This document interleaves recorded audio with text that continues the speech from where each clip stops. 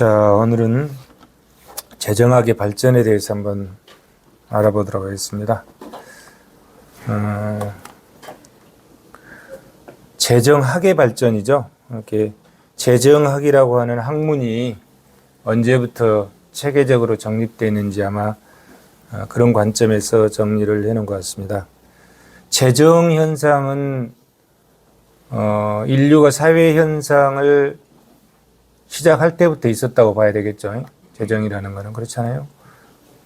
원시사회에서부터 신석기 사회를 거쳐서 쭉 하는 게 어떤 국가의 형태를 이루고 있었다면 재정 현상은 어느 국가나 어느 사회든지 다 있었겠죠. 다만 이제 여기는 재정학이라고 하는 우리가 지금 현재 배우고 있는 이런 학문이 체계적으로 언제부터 시작돼서 지금까지 왔는지 그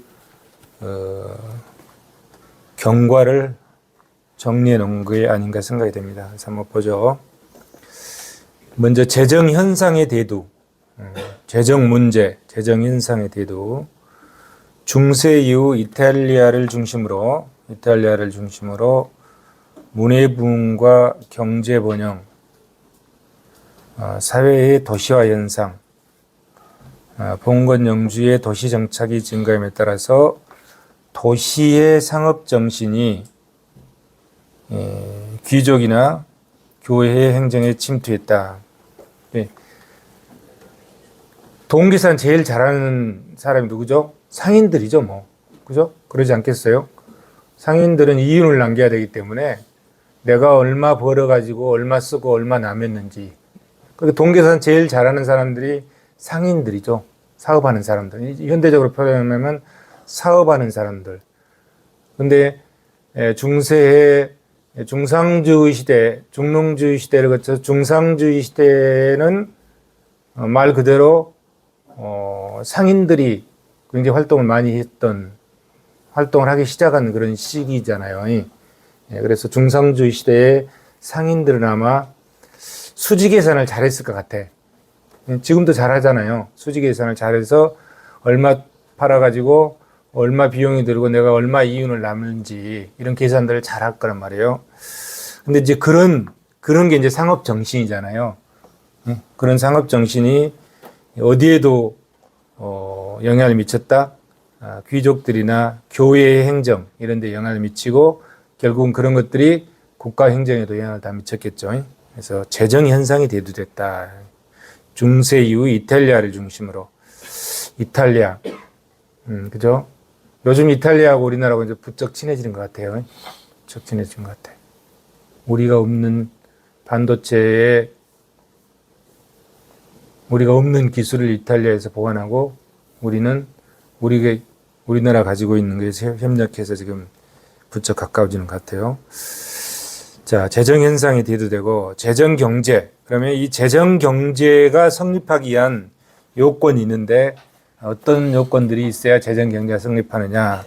첫째, 화폐 경제가 성립해야 된다는 거죠. 그렇죠? 화폐 경제가. 그다음에 두 번째는 공과 사가 구분이 돼야 된다. 세 번째는 기업과 가계가 분리돼야 된다. 이런 세 가지 조건이 충족됐을 때 재정 경제가 성립할 수 있다. 이렇게 보는 것 같습니다. 그래서 재정학이라고 하는 학문을 체계적으로 정리한 분이 아마 그 보딘이 책을 쓴 것 같아요. 보딘의 재정학설. 16세기니까 1500년대 정도 되겠죠. 1500년도를 16세기라고 하죠. 1500 언제쯤 보딘의 재정학설 한번 보죠. 주권을 바탕으로 전제 국가의 체계를 수립했다. 그다음에 전제 국가의 기초는 공공경제를 기반으로 하고 있다. 공공경제, 퍼블릭 이코노미, 공공경제. 보딘은 과거와 현재의 공공경제의 상태와 정책을 고찰하고 거기에서 전제국가 프랑스 재정을 한목적적으로 관리하고 의 있는 재정정책에 수립하는 기초를 확립하려고 노력했다. 그래서 보딘이 하는 유명한 말이 재정은 국가의 신경이다. 이런 말을 이제 그 책에서 하고 있는 것 같습니다. 그렇죠. 재정은 국가의 신경이다. 그렇죠? 돈이 없으면 국가가 돌아가지가 않잖아요. 우리 몸에도 피가 우리 몸에 구석구석 다 이렇게 가서 뭔가 영양을 공급해 줘야 우리 몸이 이렇게 건강하고 우리가 잘 활동할 수 있잖아요. 국가도 마찬가지라요. 국가는 그 역할을 재정이 해준다 이런 얘기죠. 재정이. 그래서 재정은 국가의 신경이다. 뭐 이렇게 표현하고 있는 것 같습니다. 보딘의 재정학설. 첫째, 종래의 공공경제론의 총괄이다. 이렇게 보딘이 어느 날 갑자기 자기 머릿속에 떠올라서 재정학설을 설립한 게 아니고 사실은 그 전부터 이제 많은 사람들이 그런 얘기들을 했겠죠. 또 유럽의 어떤 학교에서 그런 걸 가르치고 근데 그런 걸 이제 체계적으로 정리했다는 거죠. 그래서 종래의 공공경제 이론의 총괄이다. 그리고 그 후의 학설의 출발점이다. 체계적으로 정리했다는 얘기겠죠. 둘째, 국가 재정에 대한 포괄적 서술이고 현실적인 재정학의 개론이다.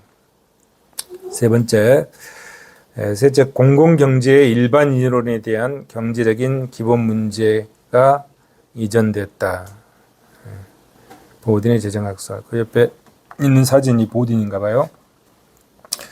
자, 그럼 어떻게 보딘으로부터 출발해서 재정 이론이 어떻게 발전되어 왔는지 한번 쭉 정리를 해보면, 자, 15세기 중상주의 재정 사상, 15세기에서 18세기까지, 그 다음에 이제 중상주의의 독일식 표현이 관방학파라고 그러잖아요.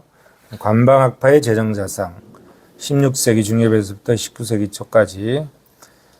그리고 이제 고전학파의 재정이론, 재정론, 18세기죠. 1700년대니까 18세기. 고전학파의 재정이론이 뭔지 보고, 고전학파의 대표적인 사람인 아담 스미스의 재정이론이 뭔지 살펴보고, 그 다음 이제 자유주의 시대로 넘어갔잖아요. 그러면 자유주의 시대의 재정이론, 18세기 후반부터. 고전학파는 18세기 중반 정도 되죠. 그리고 후반 자유주의. 그 다음에 19세기로 넘어와서 사회시대의 재정이론, 그 다음에 이제 사회주의 재정이론, 사회시대의 재정이론, 사회주의, 사회정책적으로 보느냐, 사회주의적으로 보느냐, 뭐 이렇게 좀 차이가 좀 있죠. 그리고 19세기 후반부터 근대 재정이론, 그 다음에 오늘 현재 이제 정립된 재정이론, 이런 과정을 한번 쭉 살펴보도록 하겠습니다.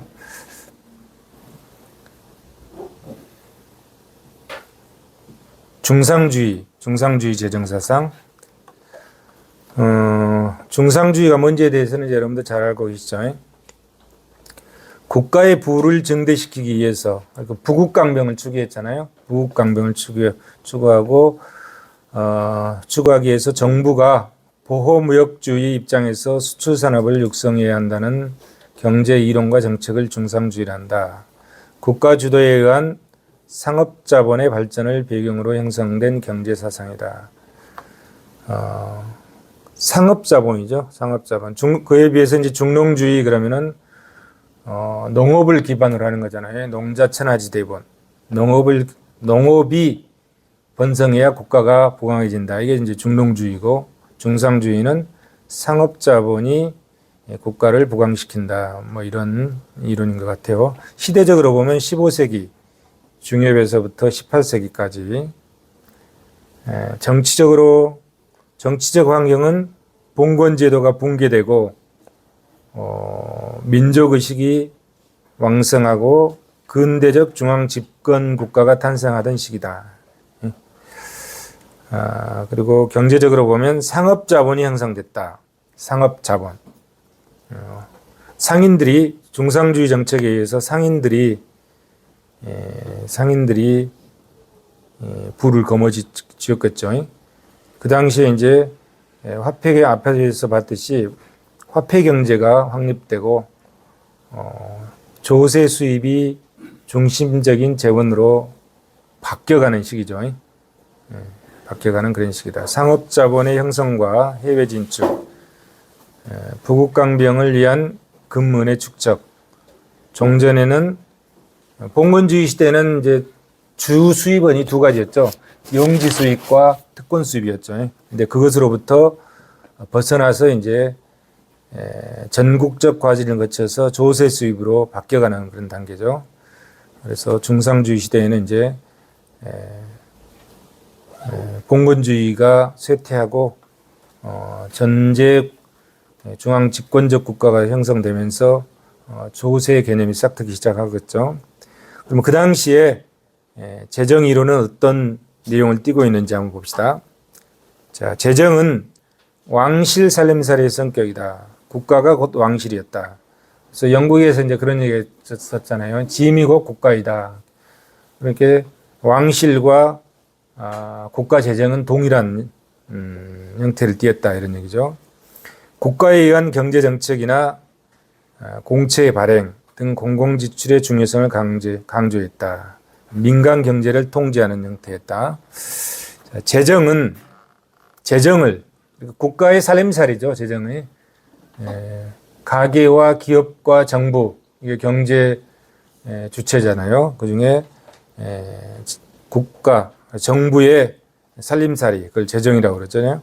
재정을 국민 경제와 관련시키기보다는 절대주의 국가에 대한 통일적인 정책론의 일부분 내지 통일적인 국가제도 측면의 일부분으로 고찰했다. 뭔 말이냐면 지금은 이제 재정이 국민 경제 속에서 재정이 조세를 통해서 민간 부분에서 공공 부분으로 넘어가게 되잖아요. 그래서 지금은 정립돼 있지만 그 당시에는 그렇지 못했다 이런 얘기죠. 그래서 국민 경제와 관련시키지 못했다 이런 얘기지. 현대는 국민 경제와 직접적인 관련이 돼 있잖아요. 그런데 그 당시에는 초창기에는 국민 경제와 관련시키기보다는 절대주의 국가에 대한 통일적 정책론의 일부분 내지 통일적 국가 제도의 측면의 일부분으로 고찰됐다. 그 다음에 이제 재정이란 거는 곧 수입과 지출이라고 그랬잖아요. 수입과 지출. 그럼 재정 수입은 수입 측면에서 보면 소비세를 바람직한 조세로 권장하는 분위기였다. 현대 사회에서는 간접세보다는 직접세가 조금 더 공평하지 않나 뭐 이런 전례잖아요. 근데 그 당시에는 이제 소비세가 바람직한 조세로 권장하는 분위기였다. 그 이유는 이유가 있었을 거 아닙니까? 이유는 뭐냐면 봉건주의 시대에는 귀족이나 승려나 이렇게 특권 계급들이 있잖아요. 특권층의 계급들은 세금을 안 냈단 말이에요. 세금을 안 냈어요. 근데 봉건 국가가 붕괴되고 중앙 집권적인 국가로 넘어오게 되면서는 이제 조세 국가 형태를 띠면서 어떻게 되죠? 누구나 다 세금을 내야 되잖아요. 근데 누구나 다 세금을 내야 되는데 봉건주의 시대에 특권을 누렸던 그 사람들이 세금을 잘 내려고 하겠어요? 안 내려고 하잖아요. 세금을 잘 안 내려고 하지. 그랬을 때 그분들도 세금을 내게 하는 수단, 방법, 그것이 간접세다 이런 얘기지. 예를 들어서 자 우리가 1층에서 우리 학교 오면서 1층에 캔커피를 하나를 사가지고 마시고 엘리베이터를 타고 올라왔다.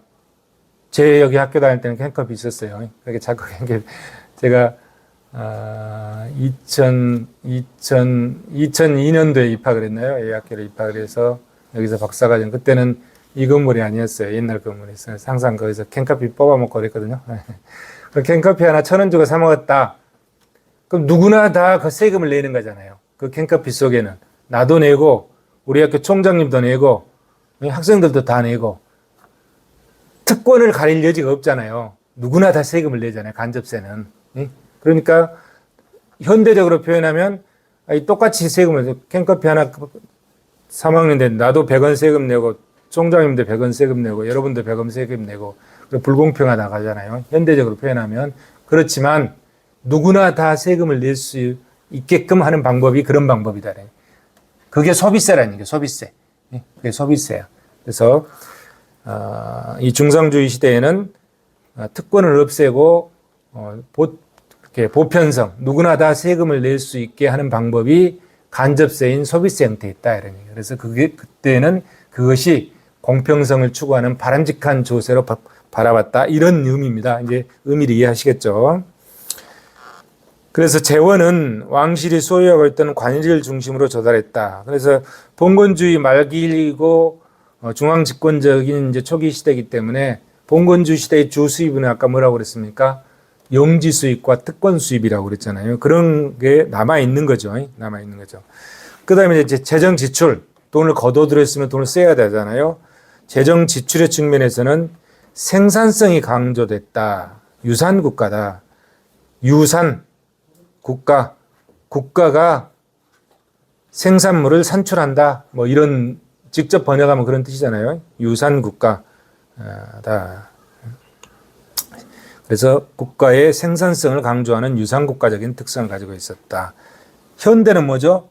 현대 사회는 무산 국가잖아요. 현대는 무산 국가. 국가가 생산하는 게 없잖아요. 국가는 뭐 하죠?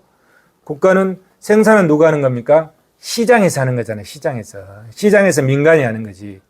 가게와 기업이 시장에서 민간이 하는 거고 국가는 그 민간에서 부가가치를 가져가서 세금으로 징수해서 국가가 생산한 부분이 딱 하나가 있죠. 그게 뭐죠? 공공의 이익을 위해서는 국가가 생산한다. 공공의 이익을 위해서. 다시 한번 정리하면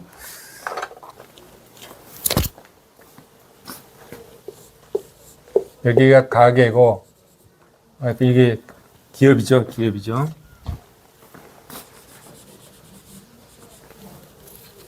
여기가 기업이고 여기가 가게고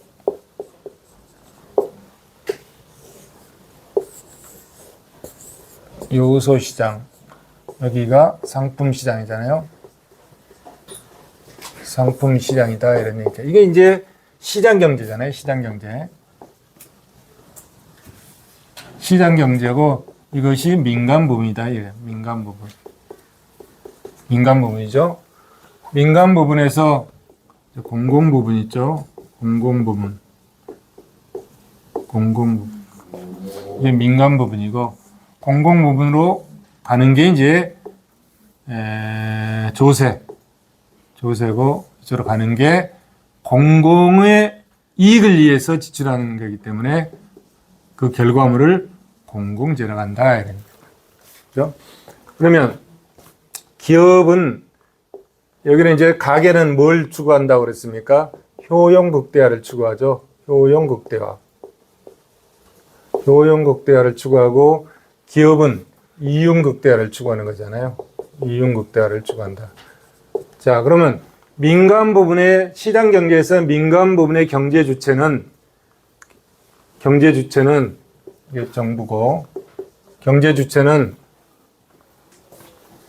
추구하는 목표가 뭐예요? 사익이야, 사익. 나의 이익을 위해서 행동한다 이런 얘기예요. 가게는 우리 가게의 효용을 극대화하기 위해서 나의 이익을 위해서 하는 거잖아요. 기업은 우리 회사의 이윤을 극대화하기 위해서 나의 이익을 위해서 가게나 기업은 자기의 이익을 위해서 행동한다 이런 얘기. 목표가 그죠? 그거를 뭐라 하죠? 사익을 추구한다. 사익을 추구하는 거죠. 근데 정부라는 경제 주체는 정부의 이익을 위해서 하는 게 아니야. 자신의 이익을 위해서 하는 게 아니라 누구의 민간 부분의 공익을 위해서 이게 공공재 공익을 위해서 돈을 쓰는 거잖아요. 공익을 사익을 추구하지 않는다. 공익을 위해서 민간 부분 우리 모두의 공익을 위해서 정부 지출을 하게 되고 그 결과물이 공공재로 나타난다. 이런 얘기죠.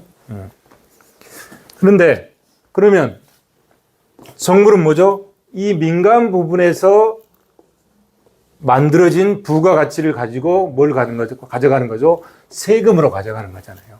세금으로 가져간다. 정부 스스로 생산하지 않아요. 생산은 누가 하는 겁니까? 시장 경제에서 한다. 그죠?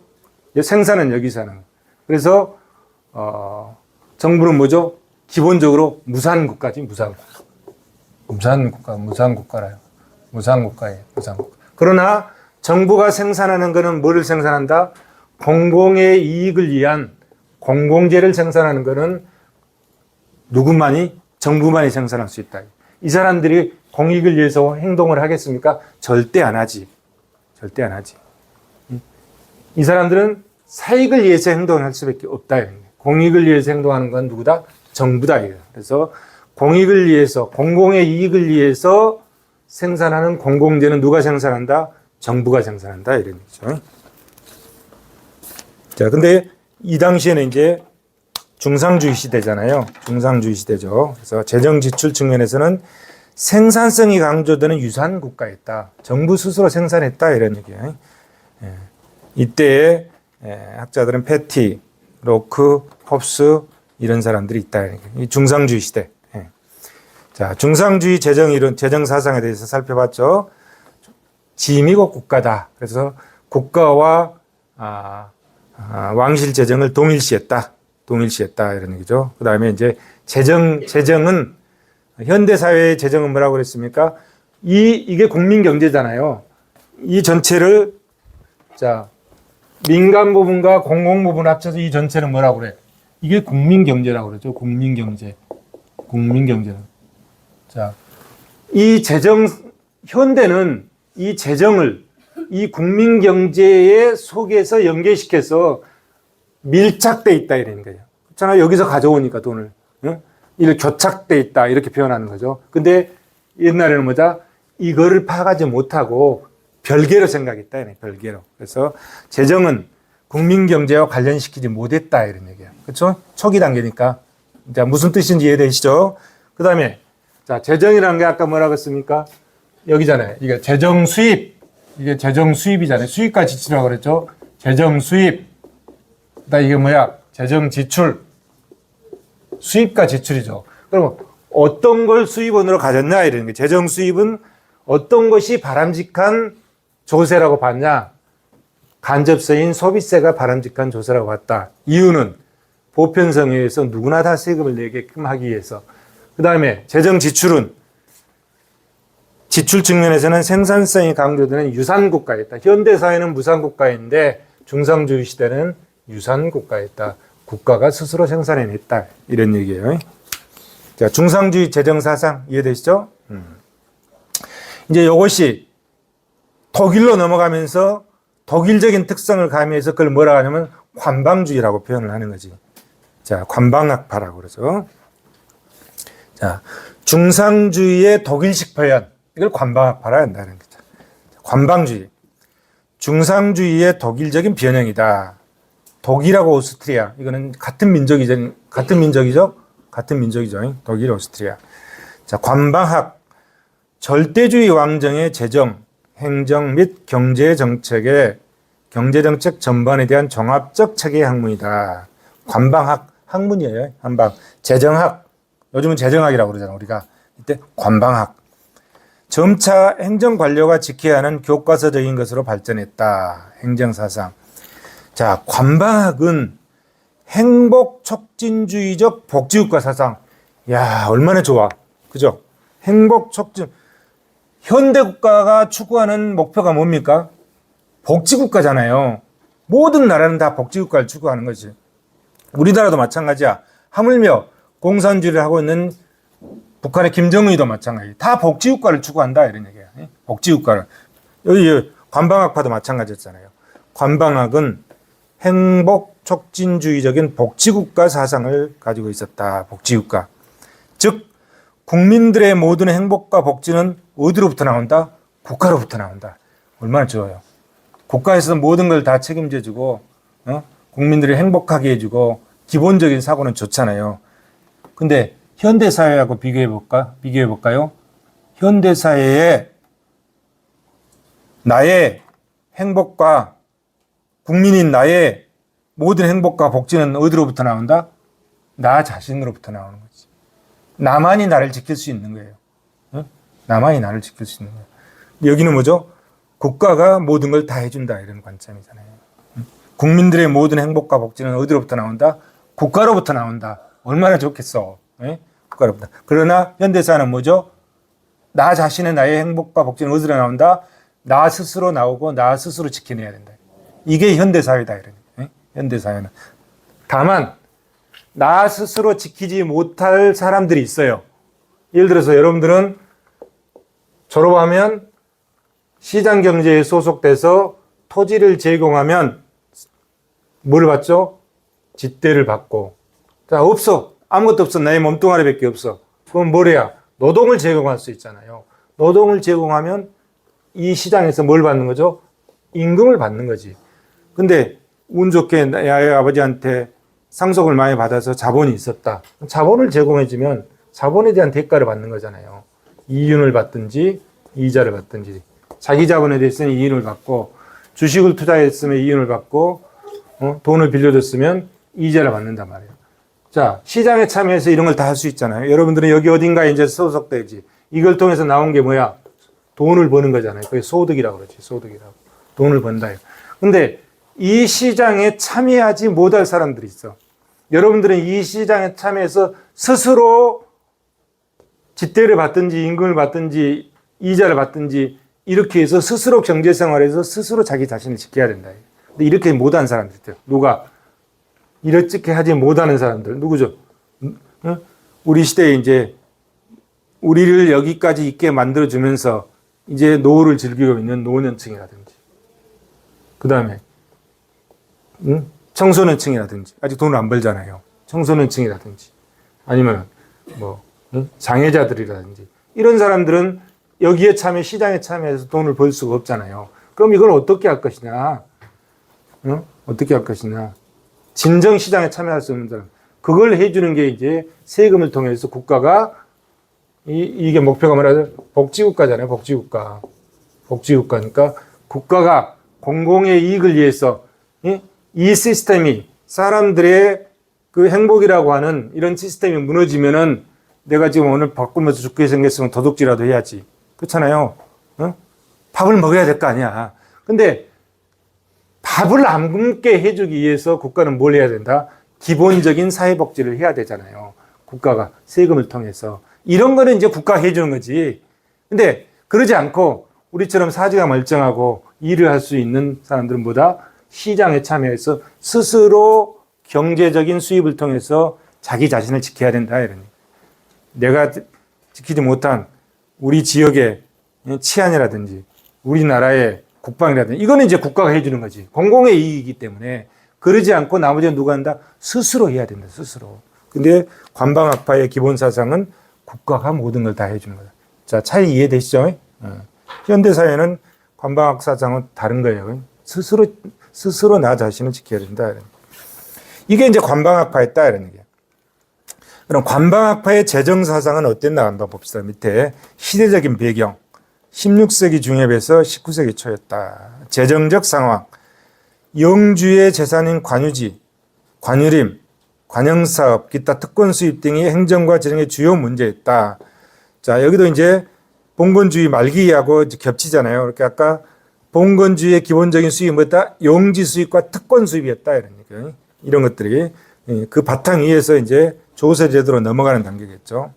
관방주의 재정 이론의 특성. 첫째, 유산자적 국가다. 아까 중상주의 유산국가라고 했죠. 중상주의 시대 유산국가. 관방학파도 관방주의 재정사상도 유산국가다. 유산국가. 국가가 만들어낸다. 두 번째,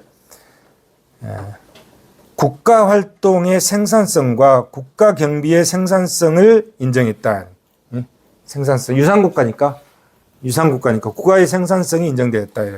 국가활동의 생산성, 국가경비의 생산성이 인정되는 단계다.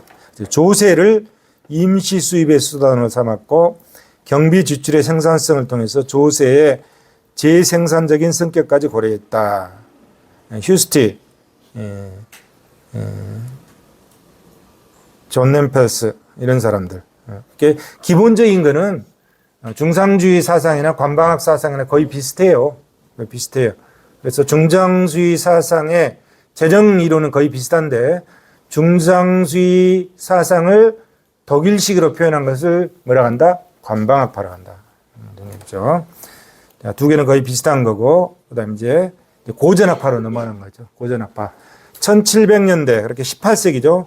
1700년대 영국에서 산업혁명이 시작되면서 이제 어디로 가죠? 도시로 몰려드는 거지. 도시로 몰려들면서 도시화가 되고 그다음에 화폐 경제가 더 발달하면서 고전학파의 학문 사상이 이제 체계적으로 정립되기 시작한 거죠. 고전학파의 경제학. 영국 산업혁명기에 아담 스미스, 리카도 등을 중심으로 형성된 경제학파를 고전학파라고 한다. 자, 시민사회야말로 사회의 자연 질서이며 시민 각자의 자유스러운 경제활동 속에 경제의 자연 질서를 인정했다. 자유방임. 자유방임적인 경제체제만이 국민경제 최고의 생산성을 발휘할 수 있다. 뭔 얘기냐면 국가는 여기에 개입하지 말라 이런 얘기야. 시장에 개입하지 말자 이런 얘기. 그냥 시장이 잘 돌아가게끔 서포트만 해주고 국가는 시장을 개입하지 말자. 이게 자유방임이라고 그러잖아요.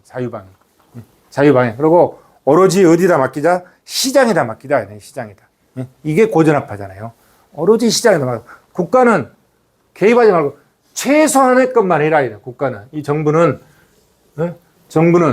민간에다 다 맡기고 이 정부는 최소한의 일만 하고 나머지는 다 어디다가 시장에다 맡겨서 시장에서 알아서 하게끔 하자. 이게 고전학파의 사상이죠. 자유방임이다. 자유방임. 시간적 상황. 1760년경 산업혁명이 시작될 무렵부터 1870년대 한계 효용 압박까지다. 정치적 상황으로는 작은 정부와 자유방임. 그죠? 정부가 개입할수록 정부가 커지잖아요. 정부가 시장에 개입하면 어떻게 감독을 해야 되니까 공무원을 많이 뽑게 되고 정부가 비대해지잖아요. 그러지 말자 이런 얘기야. 그러지 말자. 그냥 시장에다. 정부는 조금만 하고 이 시장에다 모든 걸 다 맡겨서 자유방임으로 주고 거기에서 조세를 통해서 정부는 가장 기본적인 것만 다. 그 네 가지 이 공공재 정부가 하는 이 네 가지를 일단 네 가지가 나와요. 4가지, 2, 3 이런 일만 하고 나머지는 다 시장에다 맡기자 이런 얘기죠. 경제적 상황으로 산업혁명이 일어나고 자 산업자본이 형성됐다. 산업자본. 그리고 자본주의 경제체제가 이제 확립됐다 이런 얘기죠. 경제활동에 있어서 재정의 역할을 최소한으로 고친다. 야경국가, 재정의 활동을 최소한으로 고친다. 적게 걷고 적게 써라 이런 얘기죠. 그죠? 재정 활동을 최소한. 그리고 시장에다 다 맡겨서 하자 이런 얘기죠. 자본 축적과 자유무역이 주요한 흐름이었다. 이제 재정 현상을 살펴보죠. 고전학파의 재정이라는 건 뭐죠? 정부의 돈 씀씀이를 재정이라고 하잖아요. 재정은 개인의 자유로운 경제 활동을 보다 잘 보증할 수 있도록 하는 제도적 기구로만 존재해야 된다. 서포트만 해주고 적게 걷어서 적게 쓰고 시장이 잘 돌아가게 서포트 해주자 이런 얘기잖아요. 그 다음에 이제 재정은 수입과 지출이라고 했잖아요. 수입은 어떻게 받는가 봅시다. 재정 수입의 획득은 그 반대급부인 경비 지출. 이건 이제 지출이잖아요. 경비 지출이 국민 경제를 구성하는 개개인의 경제 활동을 보다 잘 보증함으로써 개개인에게 이익을 주는 한에서만 그 근거를 찾을 수 있었다. 그래서 조세의 이익설적 입장에서 재정을 분석했다. 자, 여기 이제 특징이 나오잖아요. 아까 중상주의는 소비세를 중시했고, 여기는 이제 이익설적, 이익설이라고 나오죠. 이익설적 관점에서 재정을 쳐다봤다 이런 얘기죠. 굉장히 중요한 말이에요. 여기 이익설이란 게 이따가 설명할게요. 조세의 이익설적 입장에서 재정을 분석하고 비판함으로써 재정학의 체계를 수립했다. 과거의 과세의 근거로서 조세는 경비 지출에서 받는 서비스의 대상으로 보았다. 이게 이제 뭔 얘기냐면, 자, 우리가 세금을 왜 시장에서 그냥 자기들이 잘 알아서 하는데 왜 정부가 시장에 개입해가지고 세금을 걷냐 이런 얘기야. 왜 세금을 걷나? 응? 세금 없으면 그냥 내가 알아서 할 텐데 왜 세금을 걷냐? 왜 세금을 내야 되냐 이런 얘기지. 응? 왜 세금을 내야 되느냐? 자, 정부가 공공의 이익을 위해서 세금을 지출한다고 그랬잖아요. 그 결과가 공공지다라고 그랬잖아요. 자, 그러면 이 고전학파들이 바라보는 시장을 바라보는 사고방식이 이랬다 이런 얘기예요. 자, 정부가 이 네 가지의 공공의 이익을 위해서 정부가 돈을 쓴다 이런 얘기예요. 그게 공공 재정 지출이잖아요. 자, 국방, 치안, 행정, SOC, 대략 이런 것들이에요. 이런 것들을 위해서 정부가 돈을 쓴다 이게요. 그러면 정부가 이 돈을 쓰면 시장에서 가게와 기업 뭐요? 너희들이 정부의 혜택으로 이 혜택을 받기 때문에 이 대가로 세금을 내라 이런 거예요. 이걸 이익설이라고 그래요. 이걸 이익설. 자, 정부가 편익을 제공해 주니까 이제 공익이잖아요. 이걸 뭐라고 표현했냐면 당시에 편익이라고 편익. 정부가 시장에다가 편익을 제공해 주니까 시장에서는 누구들은 뭘 내라? 그 편익에 대한 대가로 세금을 내라 이런 얘기예요. 이게 고전학파의 재정사상, 이익설. 편익을 제공해 주니까 그렇잖아요. 정부가 군대를 동원해서 국방을 지켜주지 못하면 어떻게 되죠? 옆에 나라가 우리나라 침범해가지고 그냥 노략질을 하고 난리를 치니까 우리 국방이 무너진다 이런 얘기야. 또 성남 경찰서에서 치안이 불안하면 우리가 밤에 잠을 잘 수가 없잖아요. 돌아다닐 수도 없고 있잖아요. 그러면 그 치안을 유지하기 위해서는 공무원을 뽑아야 되고 CCTV 설치해야 되고 막으라고. 또 국방을 유지하게 되면은 뭐 군인들을 착출해야 되고 또 뭐 미사일도 만들어야 되고 탱크도 만들어야 되고 포도 만들어야 되고 돈이 들어가잖아요. 이거는 시장에다가 편익을 제공해 주니까 그럼 이 대가를 돈이 있어야 되잖아요. 이 대가를 뭐다? 편익을 받은 만큼 세금을 내야 된다. 이런 사고방식이 고전학파의 재정사상이었다. 이익설을 냈다. 지금은 어떻습니까? 편익을 받은 사람만 세금을 냅니까? 천만의 말씀. 지금은 능력이 있으면 무조건 세금을 내야 돼. 그걸 능력설이라고 해요. 나중에 이제 능력설이 나올 거예요. 근데 이때는 능력설까지의 그 이론이 정립되지 못한 거죠. 그렇게 이익설적 관점만 발달한 거예요. 이 당시에는. 그래서 이걸 이익설이라고 한다. 그래서 조세의 이익설적 입장에서 재정을 분석하고 비판함으로써 재정학의 체계를 수립했다. 이런 얘기죠. 과세 근거로 조세는 경비 지출에서 받은 서비스의 대가다. 그렇잖아요. 이 말이 그 말이야. 과세의 근거. 왜 세금을 내야 되느냐? 조세는 경비 지출에서 받은 서비스의 대가다. 정부가 재정 지출로서 이런 걸 해주기 때문에 서비스를 제공해 줬잖아요. 그에 대한 대가로 뭐다? 조세, 세금을 내야 된다. 이런 입장이잖아요. 그래서 과세의 근거로서 조세는 경비 지출에서 받은 서비스의 대가다. 조세가. 편익을 제공해 주니까 편익에 대한 대가로 뭐다? 세금을 내야 된다. 그것을 뭐라고 한다? 이익설이라고 한다. 이런 얘기예요.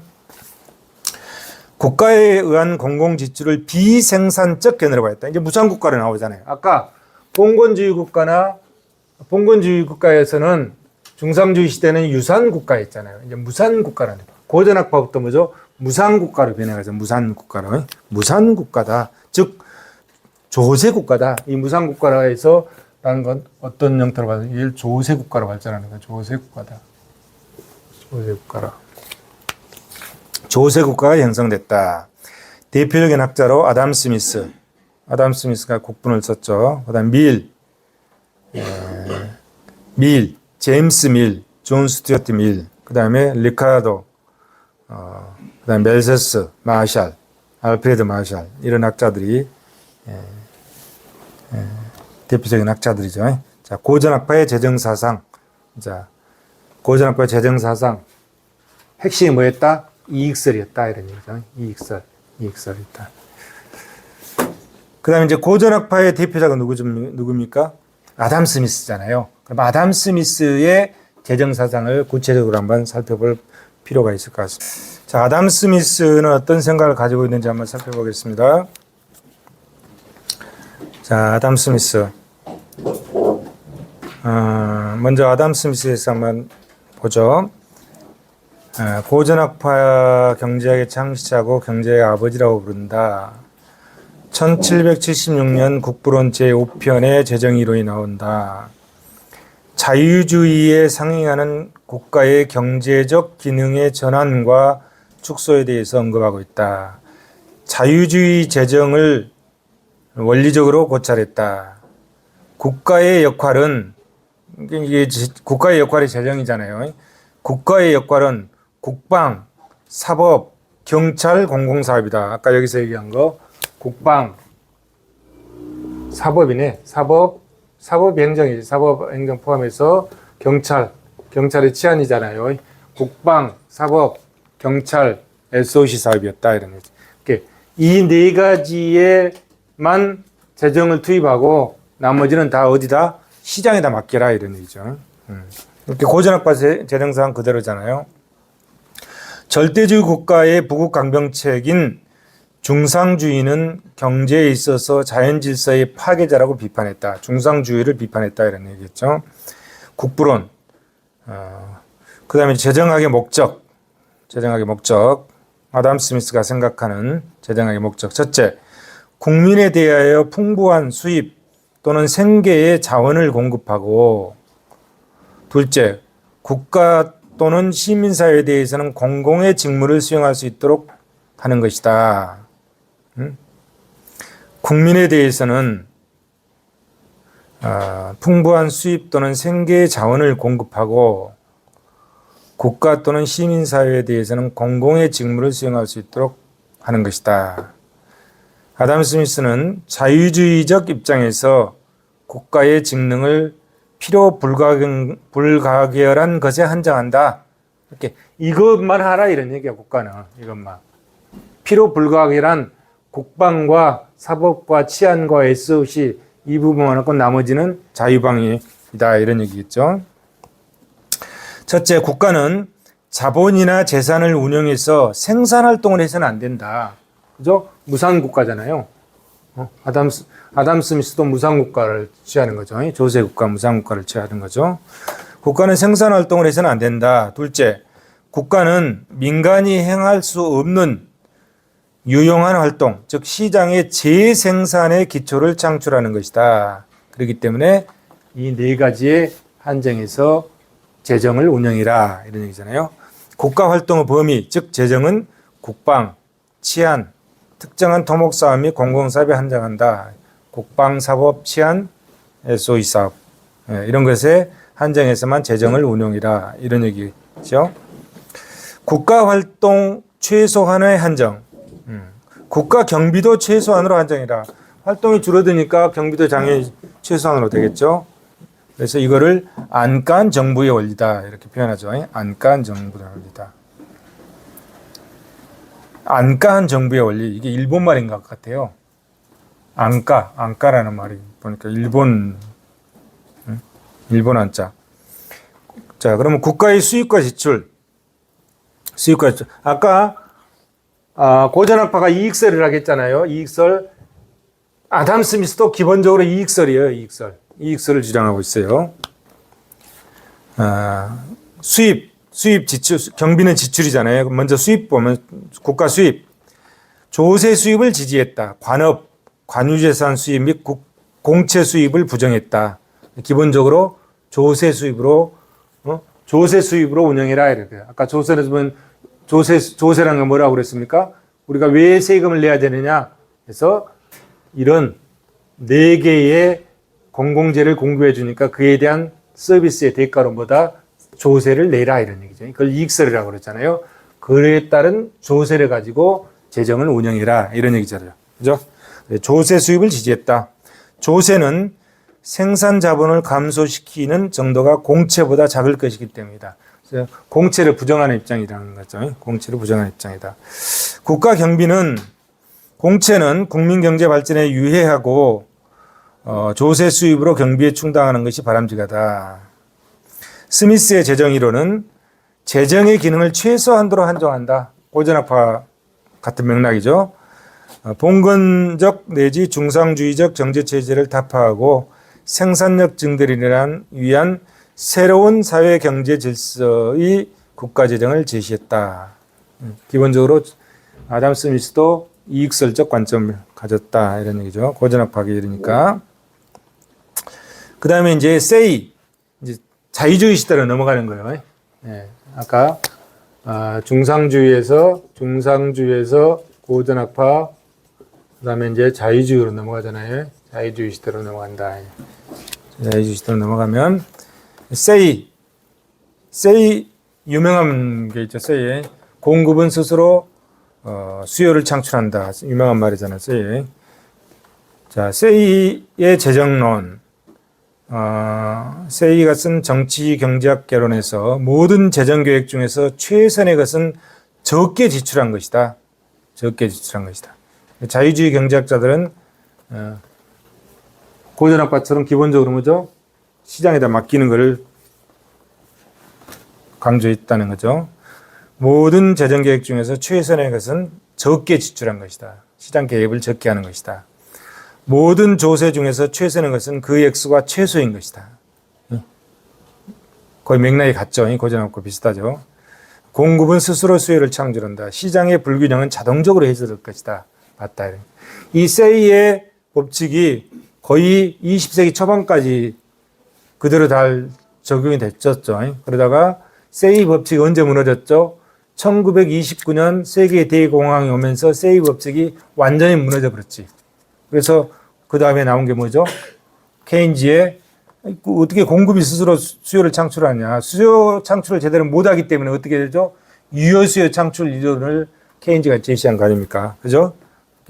그 이전까지는 세이 법칙이 굉장히 잘 적용됐었죠. 자, 그 다음에 밀의 재정론. 밀의 자본주의. 제임스 밀이 아버지고 그 밑에 이제 아들이 존 스튜어트 밀인가 것 같아요. 제임스 밀의 아버지고. 제임스 밀의 저작 정치경제학 원리에서 자본주의의 폐해에 따른 사회 정책적 배려를 강조했다. 이제 자, 이 고전학파 단계에서 얘가 이제 뭐였었죠? 산업혁명이 일어났잖아요. 산업혁명이 일어난 시기잖아요. 산업혁명이. 근데 경제적 관점에서 아담 스미스는 1776년에 쓴 건가요? 국부론을 썼단 말이에요. 이렇게 18세기잖아요.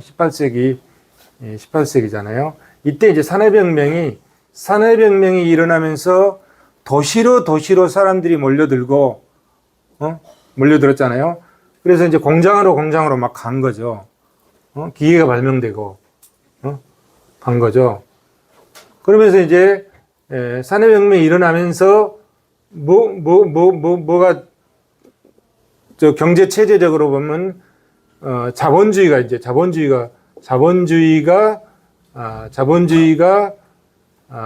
뭐라 그러죠? 태동을 했잖아요. 자본주의가 초기 자본주의 단계잖아요. 근데 이 자본주의가 이제 폐해가 많이 생겼잖아요. 자, 이 사람들 고전학파도 그러고 자유주의 학자들도 그러고 시장에다 맡기면 이 시장에서 배분이 스스로 알아서 하잖아요. 그죠? 시장에서 어떻게 배분이 되나요? 이렇게 배분되는 거지. 생산 요소를 이렇게 제공해주면 그 생산 요소를 가지고 이제 기계를 통해서 여기서 이제 뭐가 플러스 되죠? 이게 기술이잖아요. 기술에다가 이 생산 요소를 가미하는 거지. 그러니까 이 기업은 이 생산 요소를 받아서 이 기술을 가미해서 상품을 만들었다. 그래서 이제 시장에다 공급하잖아요. 그러면 시장에다 이렇게 놔다 보니까 무슨 현상이 생기죠? 가장 크게 나타난 잘못된 점이 뭐였죠? 부의 편제. 즉 뭐죠? 빈익빈 부익부 문제가 생겨요. 부의 문제가 생기잖아요. 이 문제가 이제 가장 크게 대립되는 거죠. 이 문제. 이 문제가 가장 크게 대립되면서 이제 이와 관련된 이제 여러 가지 문제들이 여기 시스템에 대한 문제들이 나타나죠. 노동의 문제, 무슨 뭐 소득의 문제, 이런 소득의 문제, 이 노동의 문제, 여러 가지 막 문제들이 나타나잖아요. 그걸 뭐라고 그러죠? 자본주의 시대의 자본주의 폐해라고 그러죠. 폐해. 자본주의 폐해들이 막 나타나기 시작한 거. 그러면은 이 자본주의 시스템을 끌고 가는데 이걸 그냥 시장에다 맡겨서 그대로 끌고 갈 수가 없는 거야. 고전학파나 자유주의 학자들은 막 맡기자고 있는데 그대로 끌고 갈 수가 없는 거예요. 그래서 이 자본주의의 폐해를 어떻게 해야 되죠? 시정을 해야 되잖아요. 자본주의 폐해를. 시정하려면 누가 시정을 해? 누가 시정할 수 있는 거죠? 국가가 할 수밖에 없잖아요. 정부가 시장에 개입해서 이 자본주의 폐해를 시정을 해야 된단 말이에요. 그럼 정부가 자본주의 폐해를 시정하기 위해서는 시장에 개입하면 그냥 말로만 두 가지 방법을 해야죠. 하나는 법을 만들고 또 하나는 재정이 있어야 돼요. 재정이. 그렇잖아요. 그 두 가지가 충족돼야 정부가 자본주의 시장에 개입해서 그 시장을 바로 세우면서 경쟁 균형적인 시장으로 바꿔주는 거지. 이런 역할을 이제 해야 되는 그런 문제점들이 생기니까 경제학자들도 거기에 맞춰서 이론이 나온다 이런 얘기예요. 이제 그게 이제 미래 이론부터 나오기 시작하잖아요. 미래. 자, 미래 재정학설을 보면 여기 미래 자본주의. 자본주의의 폐해에 따른 사회 정책적 비례를 강조했다. 이 불평등을 시정하기 위해서 정부가 들어가서 뭔가를 해야 된다. 이게 이제 경제 이론의 접목돼 나온다 이런 얘기지. 전혀 다르잖아요. 고전학파에서 자유주의로 와서 자유주의 말기에 이런 생각이 자본주의 폐해를 시정하기 위해서 나오는 그런 생각들이 고전학파 생각하고는 전혀 다른 생각들이 나오기 시작하잖아요. 그때 미래에서부터 나온다 이런. 그래서 이런 거를 사회 정책적 비례 이렇게 자본주의가 독점화된 것에 따른 그 폐해를 시정하기 위한 경제학적 이론들이 나오기 시작했다 이런 얘기죠. 국민 경제에서 생산력의 증강보다는 분배의 불평등 시장 문제. 아까 자본주의 폐해가 빈익빈 부익배라고 했잖아요. 이 분배의 불평등을 어떻게 시정할 것이 이런 문제가 나오죠. 그다음에 노동의 문제, 노동의 착취 문제 이런 것들을 어떻게 시정할 까 이런 문제들이 대두되기 시작했다 이런 얘기죠. 자, 자유와 양립 가능한 공정한 분배 이런 문제들이 이제 나오기 시작한 거죠. 그래서 미래 재정학설은 국가가 지출하는 경비 중에서 일정 부분은 국민 경제적 생산성을 인정했다. 이제 그게 이제 아마 이런 얘기 같아요. 아까 얘기했듯이 자, 고전학파 자유주의로 나오면서 자유방임에서 시장에서 다 맡기는데 어떻게 이걸 뭐라고 그랬습니까? 공공재라고 그랬잖아요. 공공재에 대해서는 공공재가 제대로 갖추어져야 시장이 제대로 돌아갈 수 있잖아요. 그죠? 그래서 이 공공재에 대해서는 정부의 생산성을 인정한다. 이런 얘기 같아요.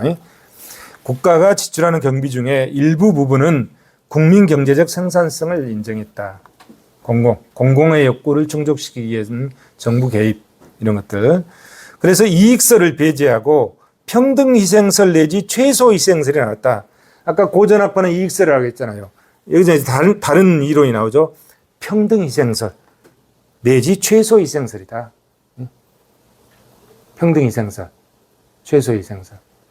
자, 희생이라는 게 뭡니까? 희생이라는 게, 자, 우리가, 노동시장에 참여를 해서 임금을 받는데, 봅시다. 노동시장을 참여해서 임금을 받는데, 자, 임금을, 내가 한 달에 300만 원을 월급을 받았어요. 300만 원을. 근데 300만 원을 다 우리 집으로 갖고 올 수 없잖아요. 아니, 국가가 50만 원 뜯어갔어. 50만 원. 응? 텍스, 세금이라고. 응? 50만 원을 뜯어갔어. 그래서 50만 원 뺀 250만 원을 우리 집으로 갖고 갈 수 있다. 이런 얘기. 이건 이제 가처분 소득이라고 하잖아요. 세금을 제한 나머지 가처분 소득. 그러면 이 50만 원은 뭐냐? 이런 얘기죠. 이건 뭐야? 이 세금이잖아요. 이건 세금인데, 이게 뭐냐? 이런 얘기예요, 이게. 이 성격이 뭐냐? 이런 얘기. 자, 경제 주체인 가게잖아요. 경제주체 가계인 나의 입장에서 봤을 때 이 50만 원은 뭐예요? 희생이잖아요, 희생. 이걸 희생이잖아요. 내가 300만 원 그 집으로 갖고 가야 되는데 50만 원 국가 가져가 버렸어. 내 입장에서 보면 희생이다. 희생. 근데 나는 300만 원 받았는데 아니 옆에는 보니까 옆에는 보니까 한 달에 1,000만 원을 받더라 이런 얘기야. 월급을 1,000만 원을 받아. 1,000만 원을 받아가지고 1,000만 원 받아서 한 200만 원을 세금으로 내고 800만 원을 가져가더라 이래. 800만 원. 800만 원. 가처분 소득이 800만 원이잖아요. 가처분 소득 800만 원이죠. 세금으로 얘기가. 자, 이 사람의 입장에서 보면 200만 원은 뭐야? 희생이잖아요. 희생. 자, A라는 사람의 희생은 50만 원. B라는 사람의 희생은 200만 원이잖아요. 그러면 이 희생의 가치를 A의 50만 원 가치하고 B의 200만 원 가치하고 그 희생이 균등했을 때 희생을 같게 만들어준다. 같게 이렇게 두 사람의 A의 희생의 가치, B의 희생의 가치, 절대치는 틀리잖아요. 이건 50만 원이고 200만 원인지 객관적 가치는 전혀 다른 가치죠. 그러나 주관적인 희생의 가치를 같게 만들어주는 이게 희생설이라고. 희생설. 이걸 희생설이에요. 희생설. 그러면 희생의 가치를 갖게 만들어주는데 어떤 관점에서 갖게 만들어줄 것이냐. 먼저 절대치를 갖게 만들어줄 것. 절대치. 그 다음에 상대치를 갖게 만들어줄 것이냐. 세 번째, 한계치를 갖게 만들어줄 것이냐. 절대균등희생설, 상대균등희생설, 한계균등희생 이렇게 이제 발전한다. 이런 이론들이 나온 게 여기 나오잖아요. 평등희생설. 이게 평등희생설이에요. 희생설이라고 하죠. 평등희생설 내지 최소사회희생설이다. 이게 이제 고도로 이제 경제학자들이 굉장히 천재들이잖아요. 머리가 똑똑하니까 야 이런 문제를 어떻게 해결할게 대한 논리를 막 만들어내잖아요. 밀도 만들어냈다. 원칙적으로 비례세를 찬성하지만 사회정책적 누진과세의 근거를 수립했다. 그죠? 누진과세 이제 누진세 제도가 나오기 시작한 누진과세. 이거는 뭐야? 능력설. 이런 것들은 뭐죠? 희생설이면서 누진세가 나오는 거는 능력이 있으면 세금을 내야 된다 이런 얘기예요. 능력이 있으면 이제 능력설이 나오기 시작한다. 아까 이익설이었죠? 능력설이 나오기 시작한다. 능력설. 자, 희생설, 이익설 하기 전에 희생설이 나오죠. 희생설이 나오고 능력설도 나오고. 이 능력설을 이게 이제 누진세죠. 누진세 문제가 되는 거죠. 자, 원칙적으로 비례세를 찬성하지만 간접세는 대부분 비례세예요. 비례세. 예, 그러나 소득세는 누진세 제도를 채택하잖아요. 사회정책적 누진과세의 근거가 나오기 시작했다. 이런 얘기죠. 그래서 어떻게 되죠? 빈익빈 부익빈 문제의 부의 빈부격차의 문제를 해결하면서 또 어떻게 세금을 보다 더 많이 정부가 징수를 해야 이 공공재를 위한 사회적 재정을 운영할 수가 있잖아요. 그 재정의 운영 권한을 세금을 보다 많이 징수를 해야 되는데 이익설 가지고는 세금을 징수할 수가 없어. 그러다 보니까 능력설에 의해서 누진세 제도를 통해서 보다 많은 세금을 정부가 징수해서 재정을 튼튼히 해서 그 재정을 통해서 뭘 한다? 자본주의 폐해를 시정하는 방향으로 정부에 개입하게 된다. 시장에 개입하게 된다. 이런 논리들이 나오게 되는 거죠. 그래서 박은호의 사회시대의 재정학으로 전환되어 가는 과정에 과도기적인 그렇게 미일 다음에 이제 그 다음 세대가 박은호 시대잖아요. 박은호 시대로 가기 전 단계다 이런 얘기죠. 그래서 미래 재정이론의 특징은 뭐다? 자본주의 폐해를 시정하기 위한 사회 정책적 배려를 경제 이론에 도입했다 이런 얘기죠. 밀. 자, 그다음에 이제 사회시대 재정 이론. 사회시대에는 한마디로 얘기하면 그 사회 정책적 목적에 이런 자본주의 폐해를 시정하기 위해서 시장에 개입하는 그 논리, 아까 밀에서 사회 정책적 그 목적, 그것이 이제 극대화되는 거죠. 사회시대에 와가지고.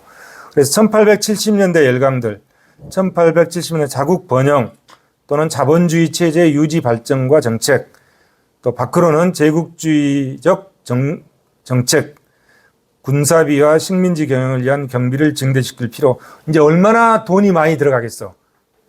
부국강병을 추구하면서 군대도 운영해야지, 대포도 사야지, 군함도 만들어야 되지. 엄청나게 이제 재정이 많이 필요하게 된 거잖아요. 재정이 필요하게 된 거지. 그러면 재정이 필요하면 어떻게? 세금을 막 많이 걷어야 되잖아요. 세금을. 안으로는 당시에 일어나기 시작한 사회 문제인 노동자 운동을 진압하고 사회 정책적인 경비 증대, 밖으로는 군비 증대, 안으로는 사회 정책적 자본주의 폐해를 시정하기 위한 이런 돈이 필요하다 이런 얘기죠. 막대한 재정이 필요했다 이런 얘기죠. 그러다 보니까 재정이 이제 팽창대에 들어가기 시작한다 이런 얘기죠. 자, 재정에 안카한 정부를 배반했다. 아까 고전학파는 뭐라고 했습니까? 안카한 정부라고 그랬잖아요. 재정에. 근데 이것이 이제 무너지는 거지. 자, 재정에 안카한 정부 배반. 그래서 배반이라는 표현을 썼잖아요. 자유자본주의 경제체제에 재정 위기가 도래했다. 그래서 안카한 정부의 배반이 시작됐다. 이유는 밖으로 군사비가 증대하고 안으로 이런 자본주의 폐해를 시정하기 위한 사회정책적 지출, 즉 이 지출을 위한 재정의 필요성이 대두가 되면서 많은 조세 수입을 징수할 필요성이 생겼다 이런 얘기죠. 그래서 군사비가 증대되고 교육, 공중보건설비 등의 사회정책적 관계비가 증대됐다. 조세 수입에 있어서도 소득의 재분배적 의의를 갖는 누진소득세나 상속세의 중요성이 점차적으로 인식됐다. 그죠? 세금을 많이 거둘 수 있는 방향으로 재정 이론이 발달되기 시작했다. 이런 얘기잖아요. 자, 이제 사회시대 재정 이론에서 주관적 가치설, 객관적 가치설. 이걸 한번 봅시다. 주관적 가치설. 먼저 객관적 가치설. 객관적이라는 게 뭐죠?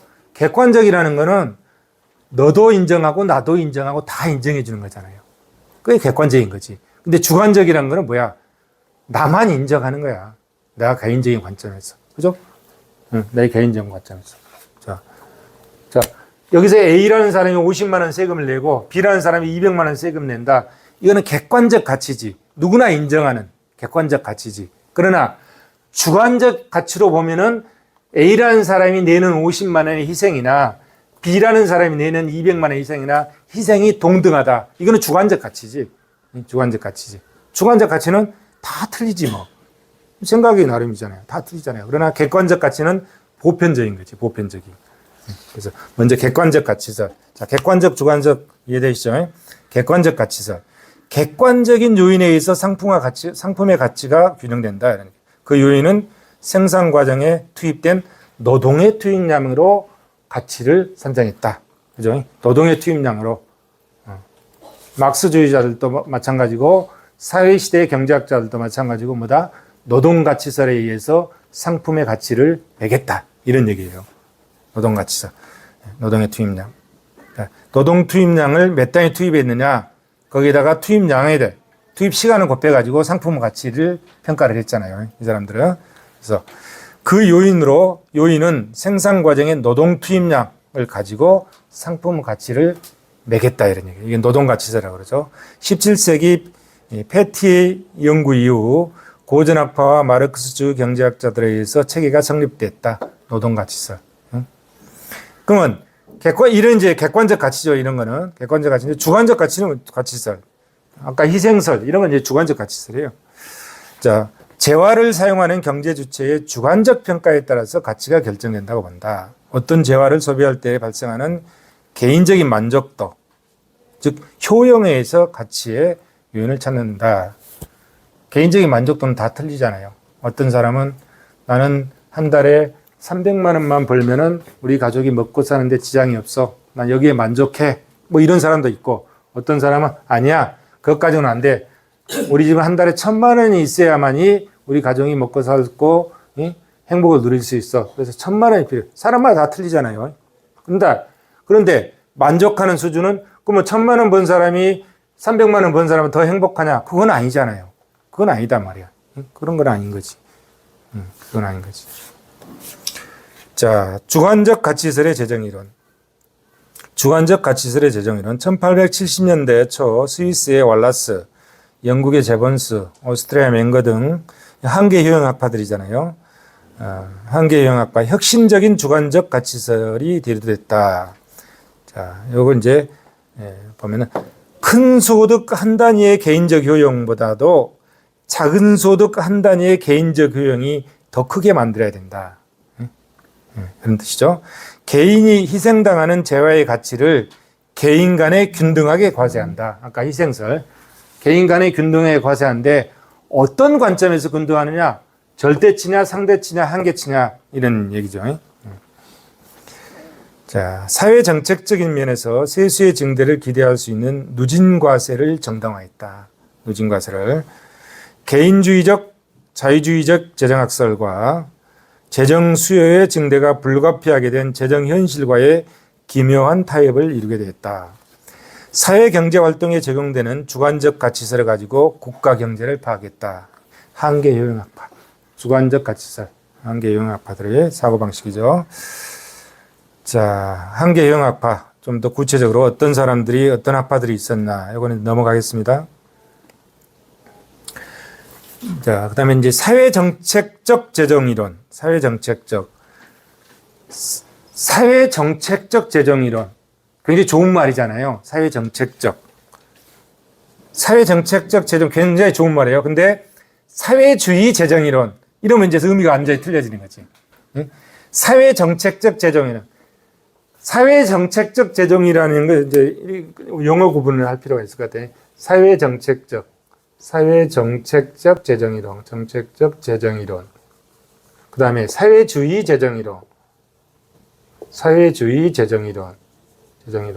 개념이 전혀 다, 정책의 내용은 거의 비슷해요. 이 사람들이 추구하는 구체적인 정책의 내용은 거의 비슷하단 말이야. 근데 어떤 차이가 있느냐? 사회정책적 재정이론의 경제학자들은 이 자본주의 시스템을 그대로 유지하면서 이 자본주의 시스템에서 나타나는 부의 편제 문제, 노동의 문제들을 체계적으로 해결해 나가는 방향으로 재정을 접근한 거지. 기본적으로 자본주의 시스템을 인정하는 사람들은 사회정책적 재정이론이고, 사회주의 재정이론자들은 뭐다? 이 자본주의 시스템을 근저에 부정하는 거지. 그리고 어떻게 발전해줘? 공산주의 관점으로 발전하는 거잖아요. 이 차이가 있는 거지. 사회정책적 재정이론과 사회주의 재정이론. 그러나 그 내용을 보면 거의 흡사해요. 흡사하지만 기본적인 전제가 틀리다 이거야. 사회정책적 재정이론자들은 자본주의 시스템을 인정하면서 그 위에 잘못된 점을 고쳐나가자, 이런 관점이고, 사회주의 재정이론자들은 자본주의는 궁극적으로 멸망할 것이기 때문에 이 시스템보다 공산주의 방향으로, 사회주의 방향으로 가야 된다, 이런 관점이지. 이런 공산주의는 정치관념이고 경제체제로 보면 사회주의죠. 이런 관점. 차이가 있는 거예요. 우리가 지금 먼저 보는 거는 이제 봅시다. 사회정책적 재정이론. 그래서 계량이라는 표현이 있었잖아요. 사회계량. 자본주의를 인정하면서 가는 거는 사회정책적. 자본주의를 부정하고 사회주의층으로 가는 거는 사회주의 재정이론. 이런 타입. 사회정책적 재정이론. 반스미스적 재정이론이다. 1870년대 이후에 경제 현실에 대한 파악 및 처방에 있어서 주관적 가치설이 나왔었는데, 아까 희생설, 주관적 가치설이 나왔잖아요.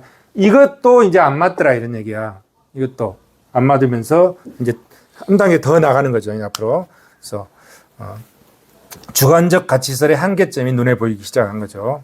그래서 사회주의적 재정이론과 사회정책적 재정이론이 등장했다. 그중 재정학설의 현실적인 중요성을 갖는 것은 사회정책적 재정이론이다.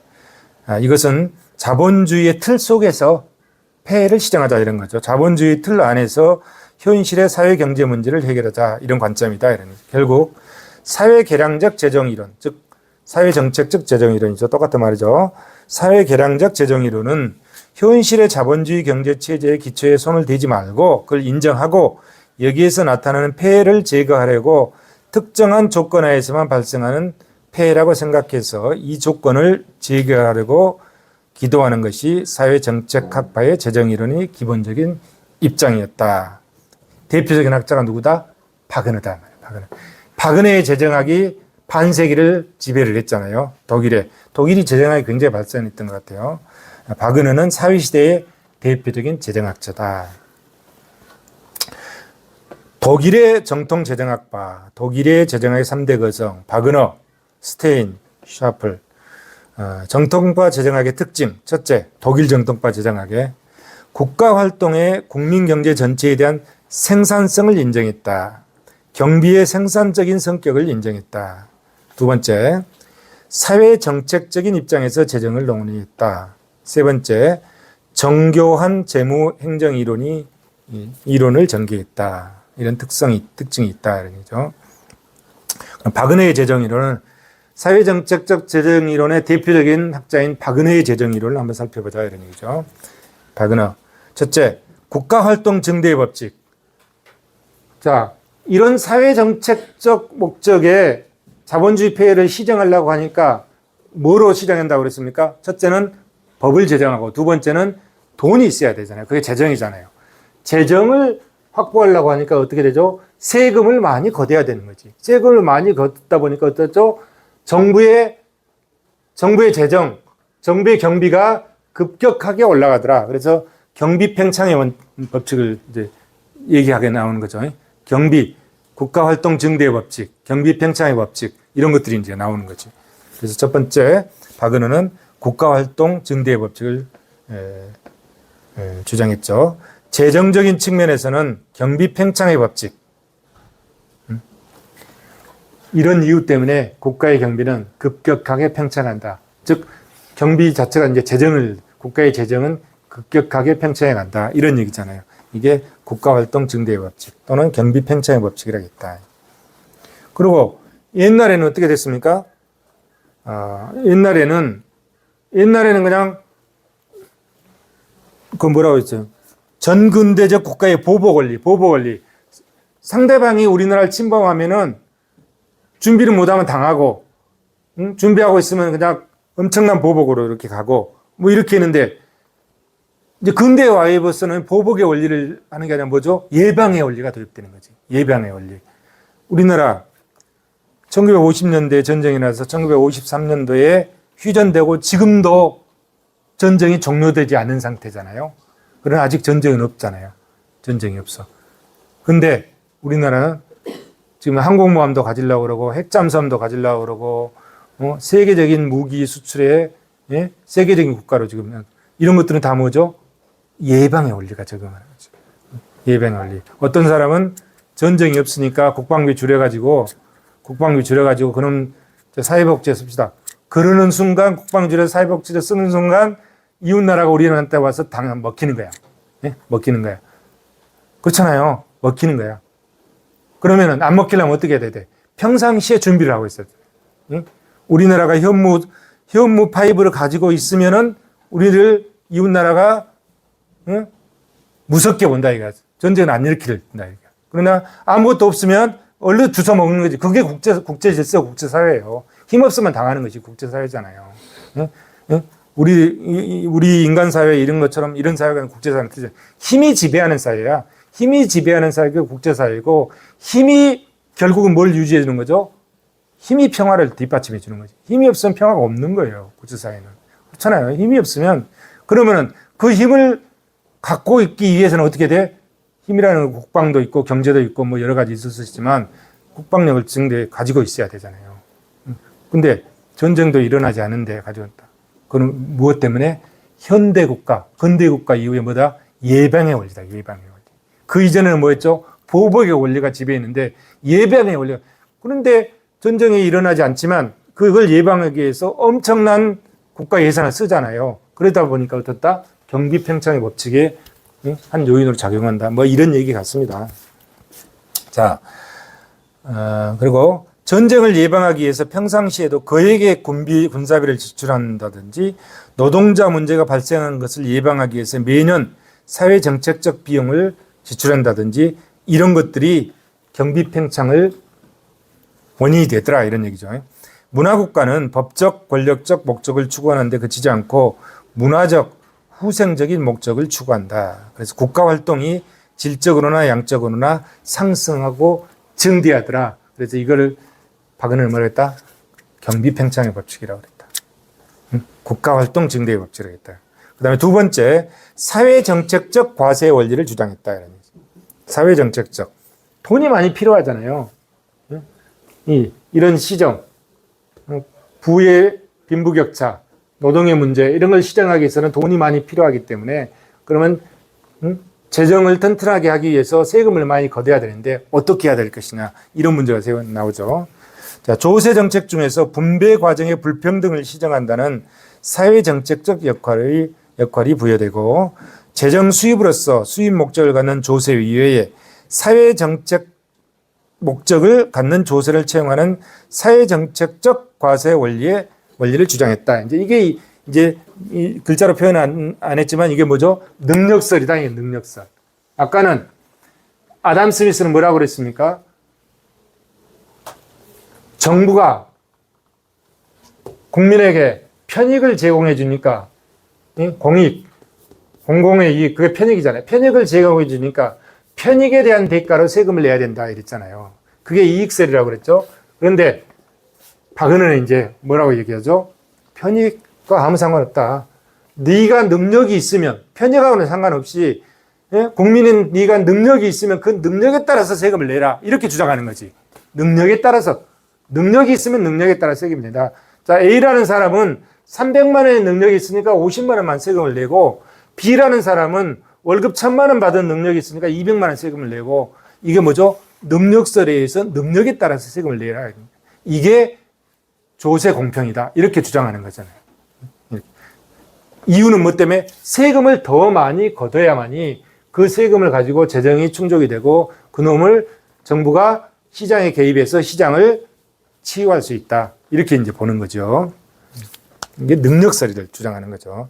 그래서 재정 수입으로서 수입 목적을 갖는 조세 이외에 사회정책적 목적을 갖는 조세를 채용하는 사회정책적 과세 원리를 주장했다. 이제 구체적으로 어떻게 했느냐 그러면 누진세율을 적용했다. 그죠? 누진세율로 진행하는 거죠. 그 다음에 최저생계비를 면제해 준다. 그죠? 최저생계비는 다 면제하고 우리나라 소득세를 내는 사람 중에 소득세 과세 대상 중에 45%는 세금을 거의 안 내요. 45%. 그리고 한 55% 정도가 실질적으로 세금을 내죠. 왜? 이것 때문에 최저생계비를 면제 공제를 해주잖아요. 이것 때문에 세금을 안 내는 거지. 최저생계비를 면제해주고 능력이 많은 사람들은 어떻다? 누진세에서 세금을 많이 내게 만들고 이것이 뭐다? 조세 공평이다 이런 얘기죠. 재산소득에 대한 중과세, 사치세, 재산세에 대한 소득세 보완 등 이런 것들을 주장했다 이런 얘기죠. 아돌프 박은혜는 사회정책적 이론을 재정학에 도입해서 아담 스미스의 4원칙을 더 확대했죠. 4대 구소 원칙으로 바꿨다. 이런 얘기예요. 그래서 4대 구소 원칙, 조세, 이건 조세잖아요. 조세 원칙이죠. 이런 거를 주장했다. 그래서 이건 참고로 하고 넘어가겠습니다. 이건 조세론 쪽에서 배우니까. 그 다음에 이제 19세기 후반에 사회주의 재정론. 아까 사회주의하고 사회정책적 재정이론하고 사회주의 재정의 차이점을 얘기했었죠. 이번에 사회주의 재정이론을 한번 봅시다. 자, 사회주의자들은 자본주의 경제체제를 근제해서 변혁시킬 것을 주장했다. 자본주의를 부정했다. 이런 얘기죠. 마르크스 엥겔스의 사회주의 및 사회운동에 관한 강령.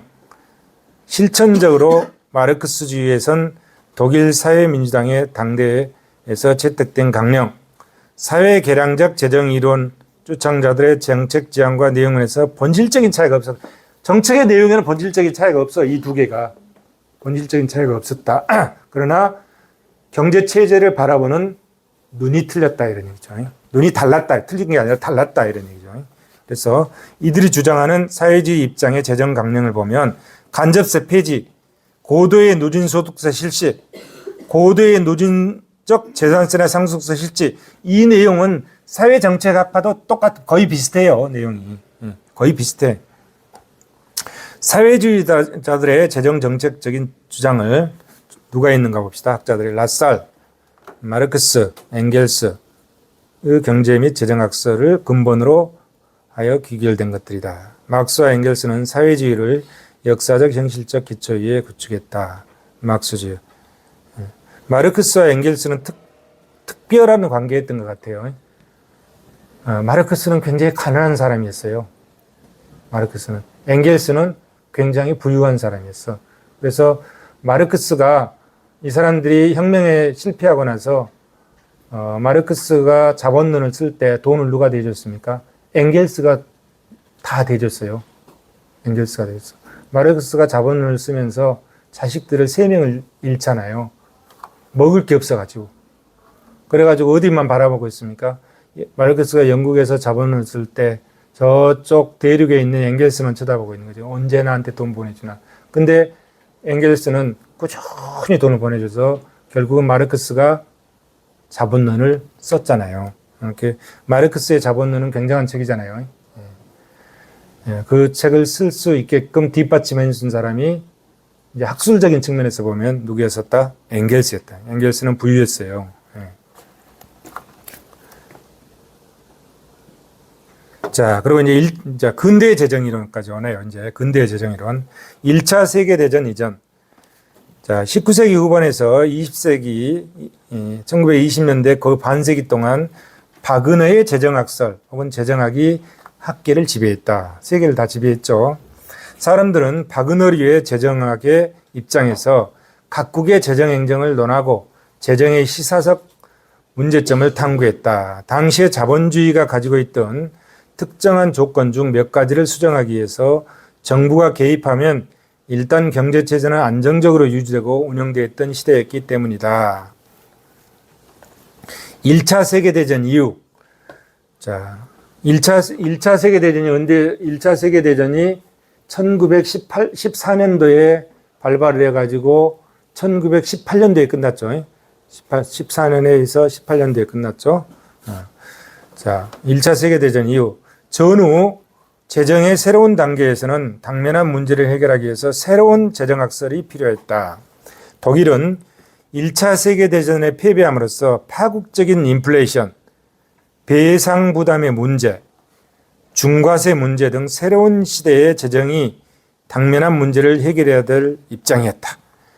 1차 세계대전에 패배한 독일은 베르사유 평화조약을 받아들이지 않으면 안 됐다. 전쟁에 지면 비참하잖아요. 전쟁에 지면 옛날에는 전쟁에 지면 너무너무 비참했죠. 다 노예로 끌려가고 포로로 끌려가고 이런 현상들이 비일비재했잖아요. 그런데 1차 세계대전의 전쟁에 졌다고 노예로 끌려가고 이런 현상은 이제 없어졌어요. 그러나 국민들이 경제적으로 부담해야 될 그 가중치는 어마어마한 거죠. 그래서 승전국이 패전국한테 전쟁 비용을 배상하기 위해서 엄청난 세금을 부담시키고 엄청난 부담을 지었다. 이게. 그게 베르사유 평화조약을 통해서 1918년 이 조약을 통해서 전쟁 배상금을 받기 위한 승전국들의 그 조약이었던 거죠. 그래서 그 내용이 어떻나 봅시다. 독일 또는 오스트리아의 조세 제도는 베르사유 조약에 나와 있는 내용입니다. 독일 또는 오스트리아의 조세 제도는 전체적으로 보아서 배상위원회에 참가하는 열강국들의 승전국을 얘기하는 거죠. 열강국들의 어느 한 나라에 비해서도 가벼워서는 안 된다. 무겁게 조세 부담을 해서 전쟁 비용을 배상해라. 이런 얘기예요. 이런 얘기.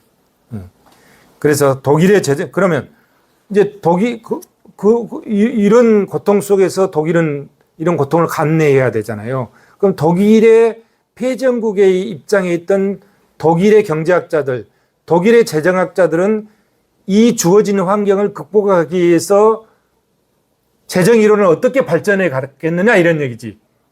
이 위기 속에서 독일의 재정학이 더 발전하게 되는 거죠. 이 위기 속에서. 그런 맥락이에요. 독일의 재정학계는 조세 부담이 상대적으로 무겁다는 것을 국제사회에 입증하고 조세 부담을 국제 비교하는 방법이나 계산 등에 의해서 아주 진지하게 연구하기 시작했다. 학자들은 뒤에서 독일의 재정 문제를 벗어나기 위해서 학문적으로 연구했다 이런 얘기잖아요. 이런 문제를 해결하기 위해서 기존의 재정학으로는 불충분하고 새로운 이론이 또 나오게 되는 거죠. 불충분하고 통감해서 새로운 재정학이 또 탄생하게 되었다. 이게 이제 신경제학파와 사회학파의 재정 이론이 대두하게 됐다. 신경제학파와 사회학파의 재정 이론. 이래 넘어가는 거죠.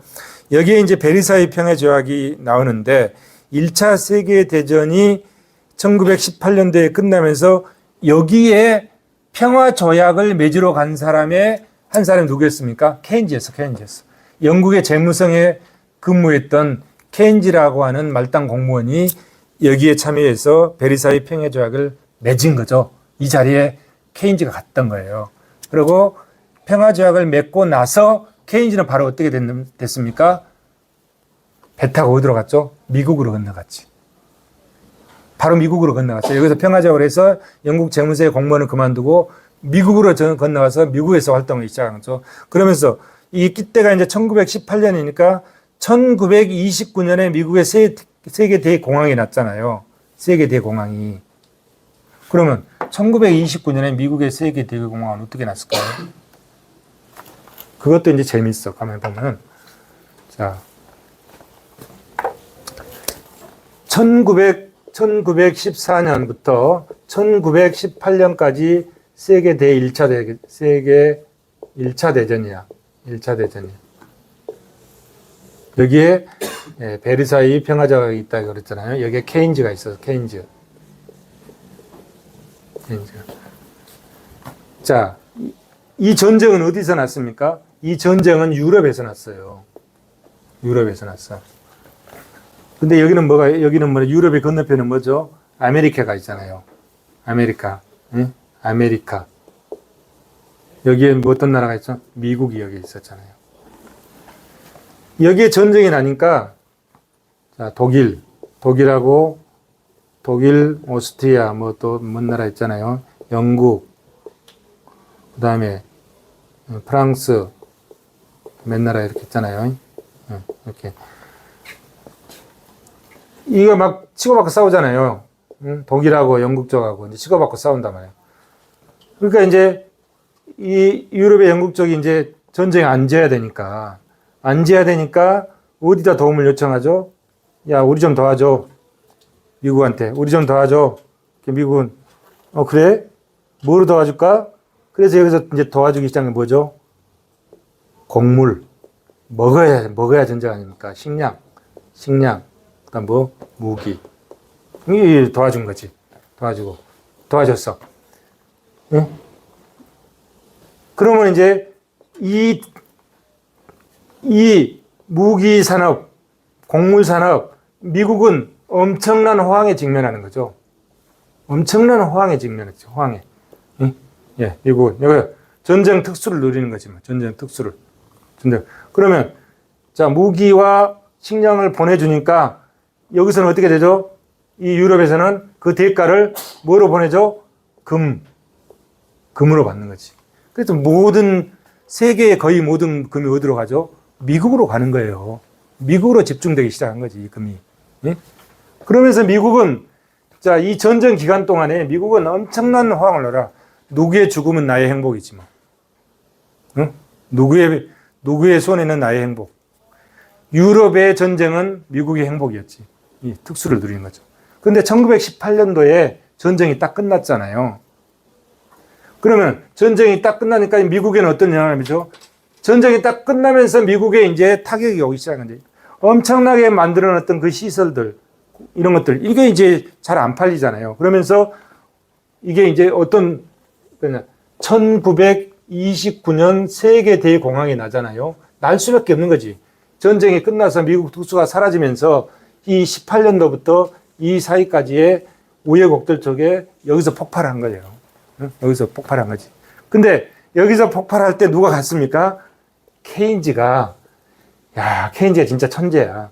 어떻게 그걸 알고 영국 재무성의 공무원을 보내고 미국에 가서 미국을 구했잖아요. 그러면서 뭐죠? 아까 얘기했던 세이의 법칙이 여기서부터 적용이 안 되기 시작하는 거지. 적용이 안 되기 시작하는 거지. 만들어 놓으면 다 팔리는데, 만들어 놓어도 안 팔리는 거야. 만들어도 안 팔려. 그래서, 예? 세이의 법칙은 공급을, 수요를 창출했지만, 케인즈는 뭐라고 했습니까? 야, 만들어도 안 팔려. 그래서 뭐야? 팔릴 수 있는 유효수요를 주장했잖아요. 유효수요를 주장하잖아요. 유효수요 이론. 국민소득의 유효수요 이론을 주장하는지. 그러면서 뭐가 나오죠?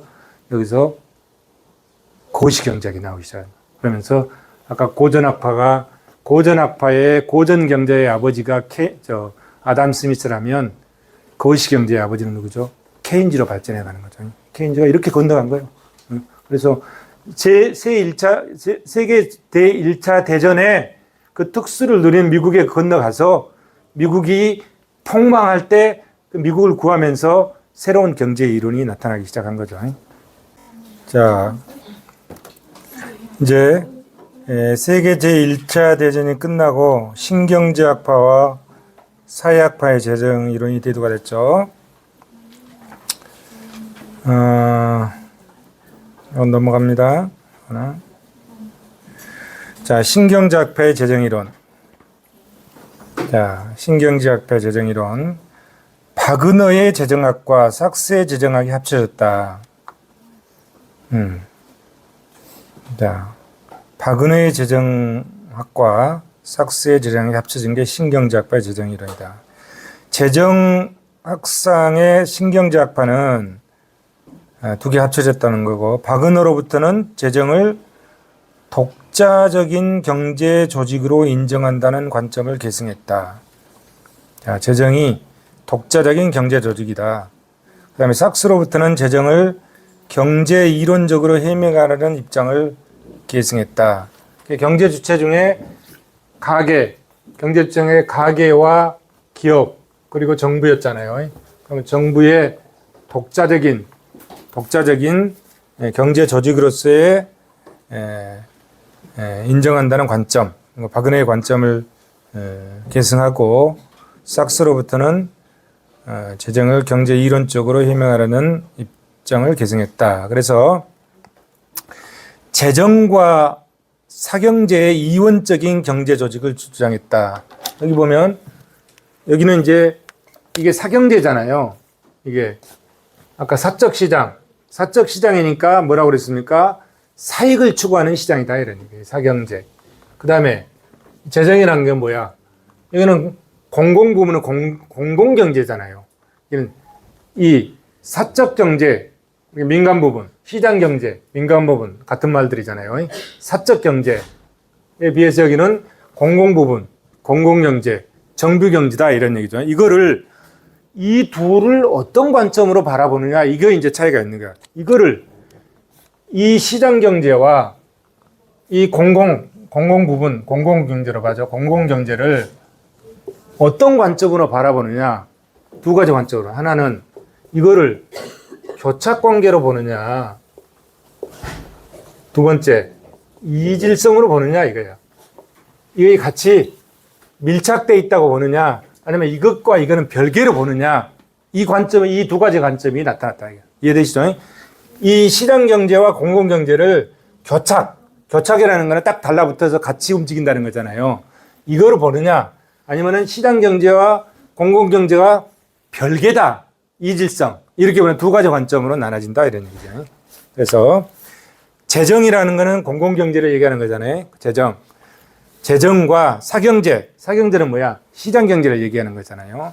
재정과 사경제의 이원적 경제 조직을 주장했다. 뭔 말인가 봅시다.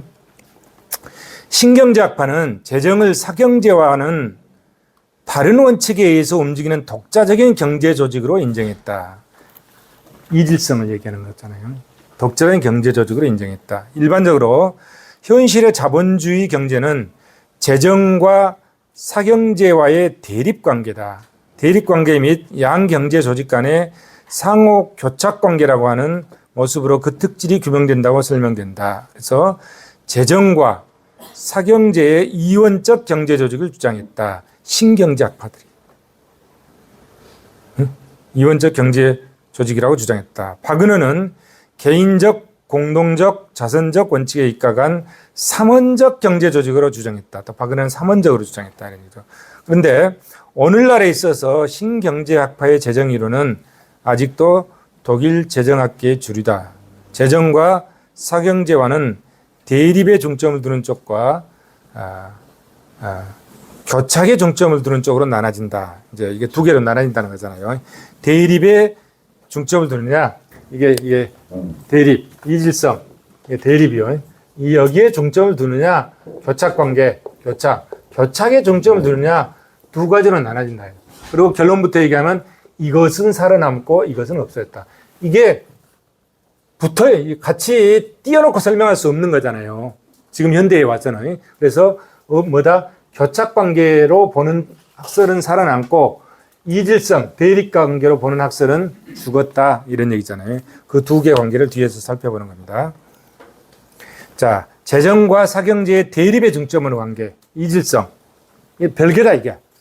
시장경제와 공공경제는 별개다. 별개로 보는 관점이다. 이런 얘기죠. 대립의 중점을 둔다. 자, 재정과, 이거는 공공경제죠. 사적 시장경제와 모든 면에서 이질성을 갖고 있다는 점을 강조하는 입장이다. 입장.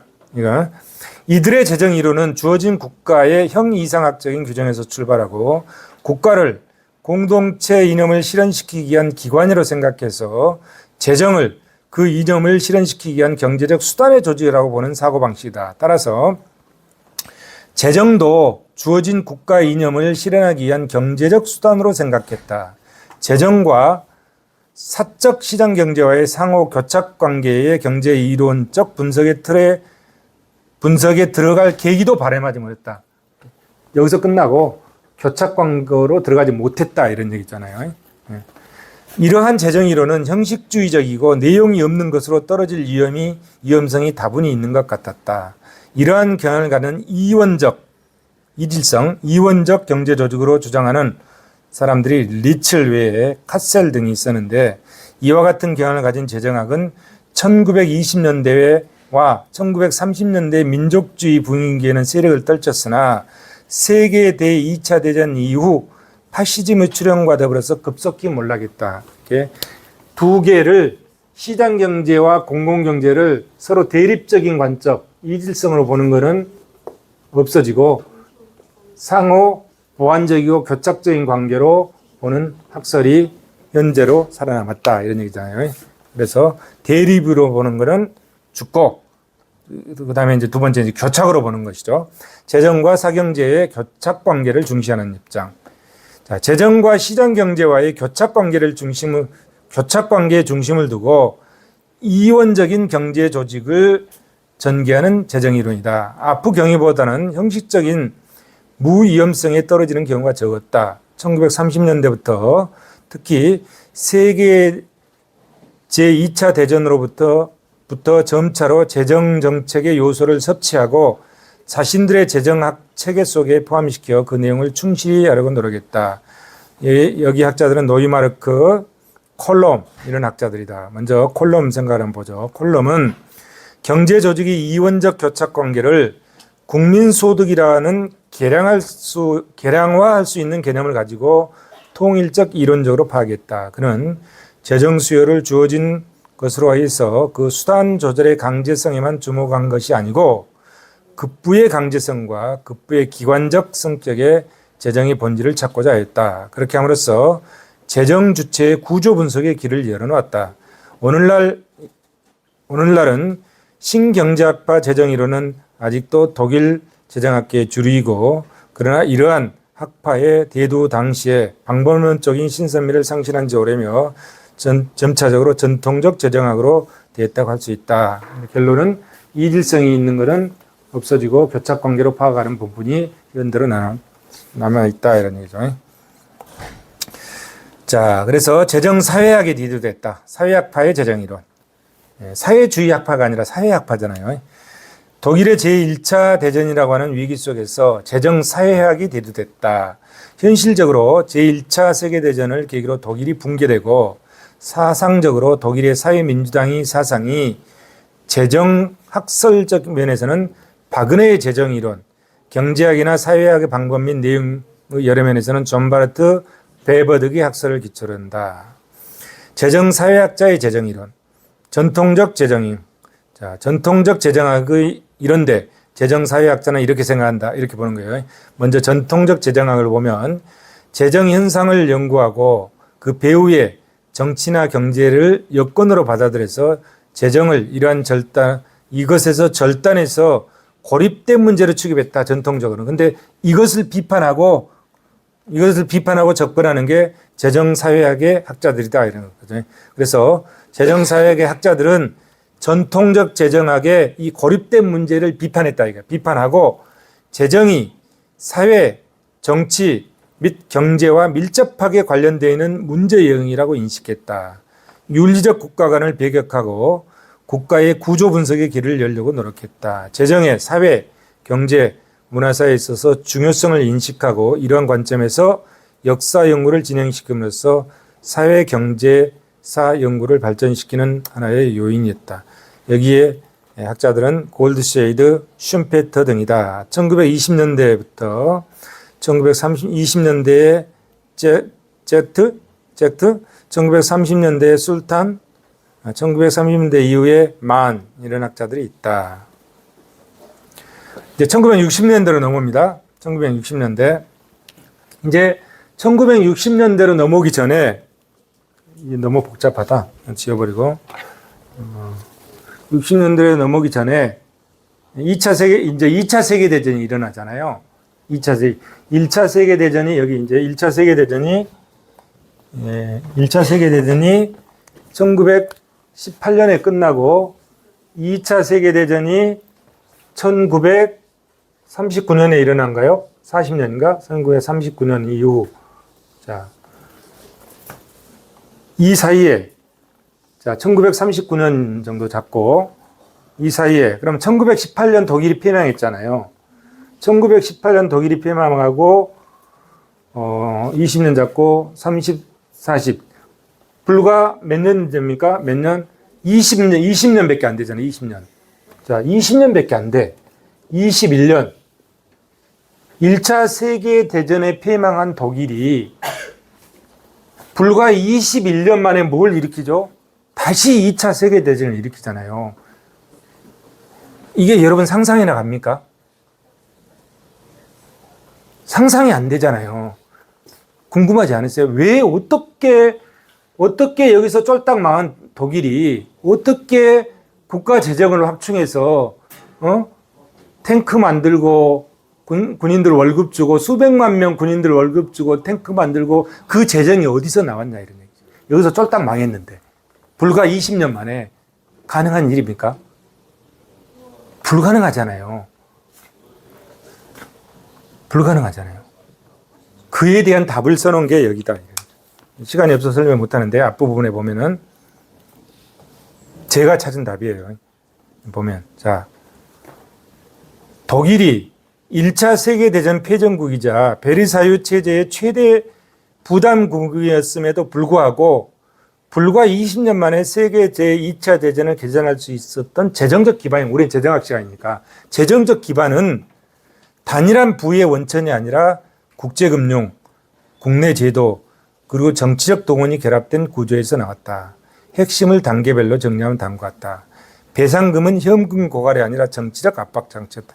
여기서 이제 그러니까 이 과정에 독일의 경제학자들이 정말 천재들인 거지. 이 과정에 이걸 어떻게 극복하고 독일의 재정이 전쟁을 일으키면, 재정이 충족되지 않으면 전쟁을 일으킬 수가 없습니다. 그렇잖아요. 어떻게 군인들 월급을 주고 어떻게 무기를 만들고 어떻게 전쟁을 일으키겠어요. 재정이 전쟁을 일으킬 수 있는 필수 요건 중에 물론 무기와 군인이 있어야 하는데 그에 대한 월급을 안 주면 그 사람들 가겠습니까? 불가능한 일이지. 그 재정은 어디서, 미국도 예를 들어서 미국 군인들 월급 안 주고 뭐 하면 거기 참전하겠습니까? 못하는 거잖아요. 미국의 재정이 뒷받침해 주기 때문에 미국이 세계 경제의 역할을 할 수 있는 거잖아요. 그러면 이 사람들은 여기서 쫄딱 많고 인플레이션이 어마어마하게 해서 인플레이션이 발생했었는데 이런 걸, 이 인플레이션을 다 극복하고 정상적인 경제체제로 와가지고 또 전쟁을 일으켰다. 이 노하우가 어디서 나왔냐. 그게 대해 이제 여기에 써져 있는 거죠. 그래서 핵심은 뭐냐? 전쟁을 일으킬 수밖에 없는 경제 체제를 가지고 있었다. 전쟁을 일으켜도 망하고 독일은 세계 제2차 대전, 여기 히틀러잖아요. 히틀러의 경제 정책이 세계 제2차 대전을 일으켜서 성공하면은 살아남는 길이 생기는데 세계 제2차 대전을 일으키지 않으면 망할 수밖에 없는 경제 구조를 가지고 있었다. 뭔 말인지 이해되시죠?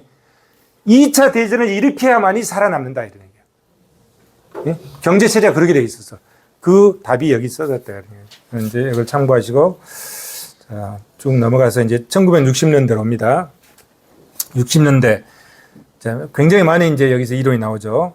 1930년대 이전 후생 경제학적 문제에 주로 관심에 초점이 있었는데 1930년대 케인즈 혁명의 영향으로 경제 안정과 관련된 재정의 기능이 극도로 발달한 거죠. 그죠? 인류 역사상 재정이 가장 강력하게 통했던 때가 어디죠? 케인즈 경제학이지. 1929년 세계 대공황으로 미국이 폭삭 망했는데 그 미국을 다시 살린 게 케인즈 경제학이 있잖아요. 유효수의 이론을 통해서 거시 경제학이 창출되면서 케인즈 경제학이지.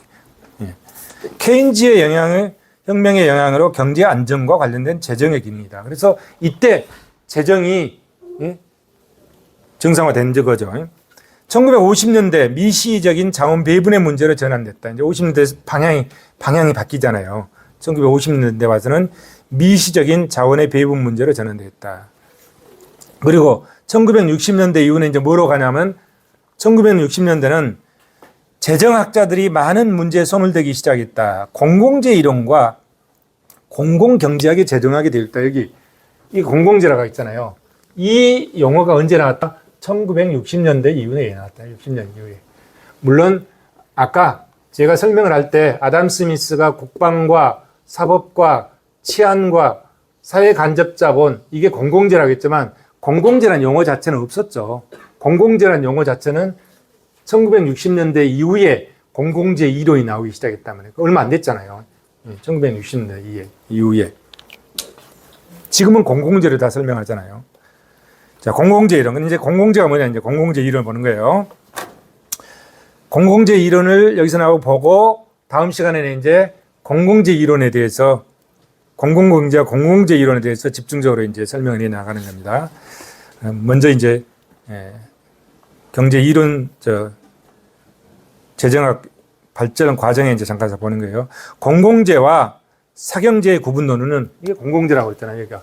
공공 부분이 공공경제, 민간 부분이 시장경제, 사경제, 두 개 합쳐서 국민경제 이렇게 틀이 잡혔잖아요.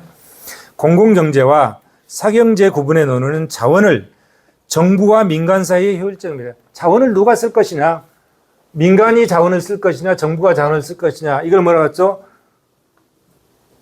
첫 번째, 재정의 기능, 자원의 배분 기능이라고 했죠. 이 자원을 민간이 쓸 것이냐, 공공이 쓸 것이냐, 자원의 배분 문제라고 했잖아요. 재정의 기능 첫 번째. 두 번째 기능, 소득의 재분배 문제. 이 빈익빈 부익부를 해결하는 소득의 재분배 문제. 재정의 세 번째 기능이 뭐라고 그랬죠? 세 번째 기능은 이러한 국민 경제가 안정되게 성장 발전해 가는 안정화 기능. 이게 재정의 세 가지 기능이라고 그랬잖아요. 그래서 공공경제와 사경제의 구분론은 자원을 정부와 민간 사이에 효율적으로 배분하는 문제다. 공공재 이론은 재정학의 고유한 전통적 논의에서 어떠한 재화가 공공재이며 어떤 재화가 공공재가 돼야 할 것인가 이런 문제들이다. 고전학파의 안가한 정부론, 박은혜의 경비팽창의 법칙 등 19세기 후반 주관적 가치설에 의한 재정이론과 20세기 전반 신경제학의 재정이론 등을 망라해서 공공재 이론이 나오게 됐다. 공공재를 기초로 통일적 재정 영역을 확립하고 재정학을 독자적 학문으로 성립시키고자 노력했다. 공공재 공급 이론은 린달의 부분균형 분석. 이제 뒤에 우리 책이 이런 내용들로 이제 채워집니다. 뒤에 가서 린달의 부분균형 분석, 그 다음에 보엔, 뷰캐넌, 이 부분균형 분석을 발전시킨 보엔 이론, 뷰캐넌 이런 게 이제 뒤에 내용들이 나옵니다. 그 다음에 1950년대 이후에 사뮤엘슨의 일반균형 분석, 그 다음에 머스그레이브, 알론, 맥과이어 등에 의해서 많은 발전을 이루겠다. 그리고 여기에 머스그레이브가 나오죠. 우리의 책은 머스그레이브 재정학이 5판까지 나와 있어요. 머스그레이브 재정학을 기초로 해서 쓰여진 책이 우리 이 재정학은 그걸 기초로 해서 쓰여졌다 이런 얘기죠. 공공재의 공급과 같은 비시장적 메커니즘, 비시장 배분 메커니즘의 연구에 사회적 선택 이론인 빅셀, 린달에 의해 도입된 이래 많은 발전을 하고 있다. 그래서 이 공공재 이론에 대해서 구체적으로 이제 다음 시간부터 설명을 해 나갈 겁니다. 자, 사회적 선택은 규범 이론과 실증적 이론으로 구분돼서 발전된다. 규범 이론은 사회적 선택에서 준수해야 될 법칙의 조건에 관한 이론으로서 엘로우가 공헌했다. 실증적 이론은 다운스의 득표 극대화 원리, 이것도 뒤에 내용들이 다 나와, 이런 내용들이. 그 다음에 니스카넨과 브레톤이 관료의 행동 원리에 대한 연구와 이론, 관료의 행동 원리. 자, 아까 여기서 우리 가게나 개인은 효용을 극대화한다고 그랬잖아요.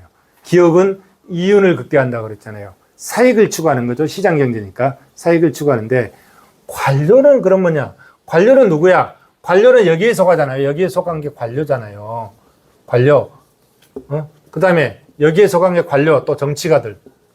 이 사람들은 어떤 생각을 가지고 이 경제 활동에 참여할 것이냐. 이걸 이제 분석해 놓은 게 그거다. 이 사람들이 생각한 게 이게 표 극대화 원리, 그 다음에 관료의 행동 원리, 이런 이론들이죠. 이것도 뒤에 이제 우리 책에 나옵니다. 이 사람들도 뭐 한다? 자기 효용을 극대화한다. 자기 효용 극대화. 자, 여기 효용 극대화잖아요. 똑같은 입장이면 공익을 바라보면서, 이 사람들 공익을 추구해야 되잖아요. 공익을 바라보면서 저것이 나에게 어떤 도움이 될까 안 될까 판단을 많이 하더라 이런 얘기죠. 사실 그러면 안 되잖아요. 나하고 상관없이 우리 사회 전체의 공익을 위해서 판단을 해야 되는데, 현실은 그렇지 않은 경우도 많이 있더라. 이걸 이제 이론적으로 정립한 게 그거다 이제. 그거다 이게. 실증적 규범이나 실증적 이론에서 우리가 그것을 이제 공부하게 되는 거죠. 그다음에 이제 세출 분야와 조세 분야.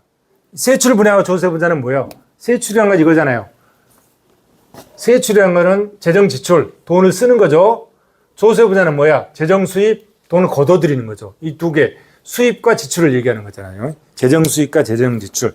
세출 분야와 조세 분야. 세출 분야, 재정 지출을 얘기하는 거죠. 정부 지출 분야. 조세와 정부 지출의 정합성을 분석한다. 이걸 이제 우리 3편이 재정 지출 파트잖아요. 재정 지출 파트에서 이제 우리가 공부하게 되는 거죠. 종래 세입 분야에만 관심을 두었던 재정학의 연구 방향에 탈피해서 이제는 재정 지출 파트에도 재정학에서 많이 다루고 있다. 이런 얘기죠. 그래서 브라운과 잭슨의 새로운 각도에서 경비 팽창의 유인 분석을 우리가 보게 된다. 이런 얘기죠.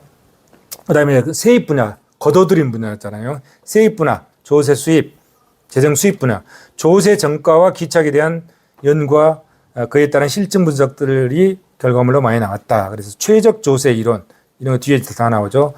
램지의 최적 조세 이론, 이런 거 공부하게 되고, 1950년대에 머스그레이브는 조세 귀착에 대한 새로운 증언을 내리고 소득 분배적인 측면에서 전가와 귀착 이론을 전개해서 새로운 분석 시각을 제시했다. 이제 공공경제학, 드디어 이제 학문적, 공공경제학까지, 재정학, 공공경제학, 이제 이 공공경제학이라는 학문 자체가 옛날에 없었는데 그냥 재정학으로만 오다가 현대에 와서는 이제 공공경제학이라고 하는 별도의 명칭의 학문까지 나오게 됐다. 공공경제학도 재정학과 같이 공공욕구론 혹은 공공재 이론의 기초를 두고 있다. 공공경제학은 공공부문을 중심으로 한 경제적인 분석과 경제정책을 내용으로 하는 일종의 응용경제학이다. 응용미시경제학이죠.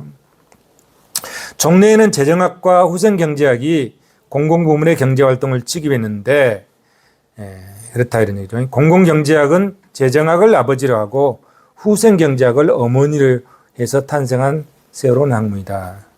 그래서 재정학하고 내용협산 분석하는 조금 접근 방법이 좀 분야가 틀리죠.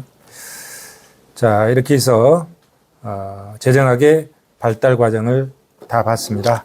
좀 일찍 끝났네요. 오늘은 여기까지 하고 다음 시간부터 이제 공공경제부터 시작해서 구체적으로 하겠습니다. 수고했습니다.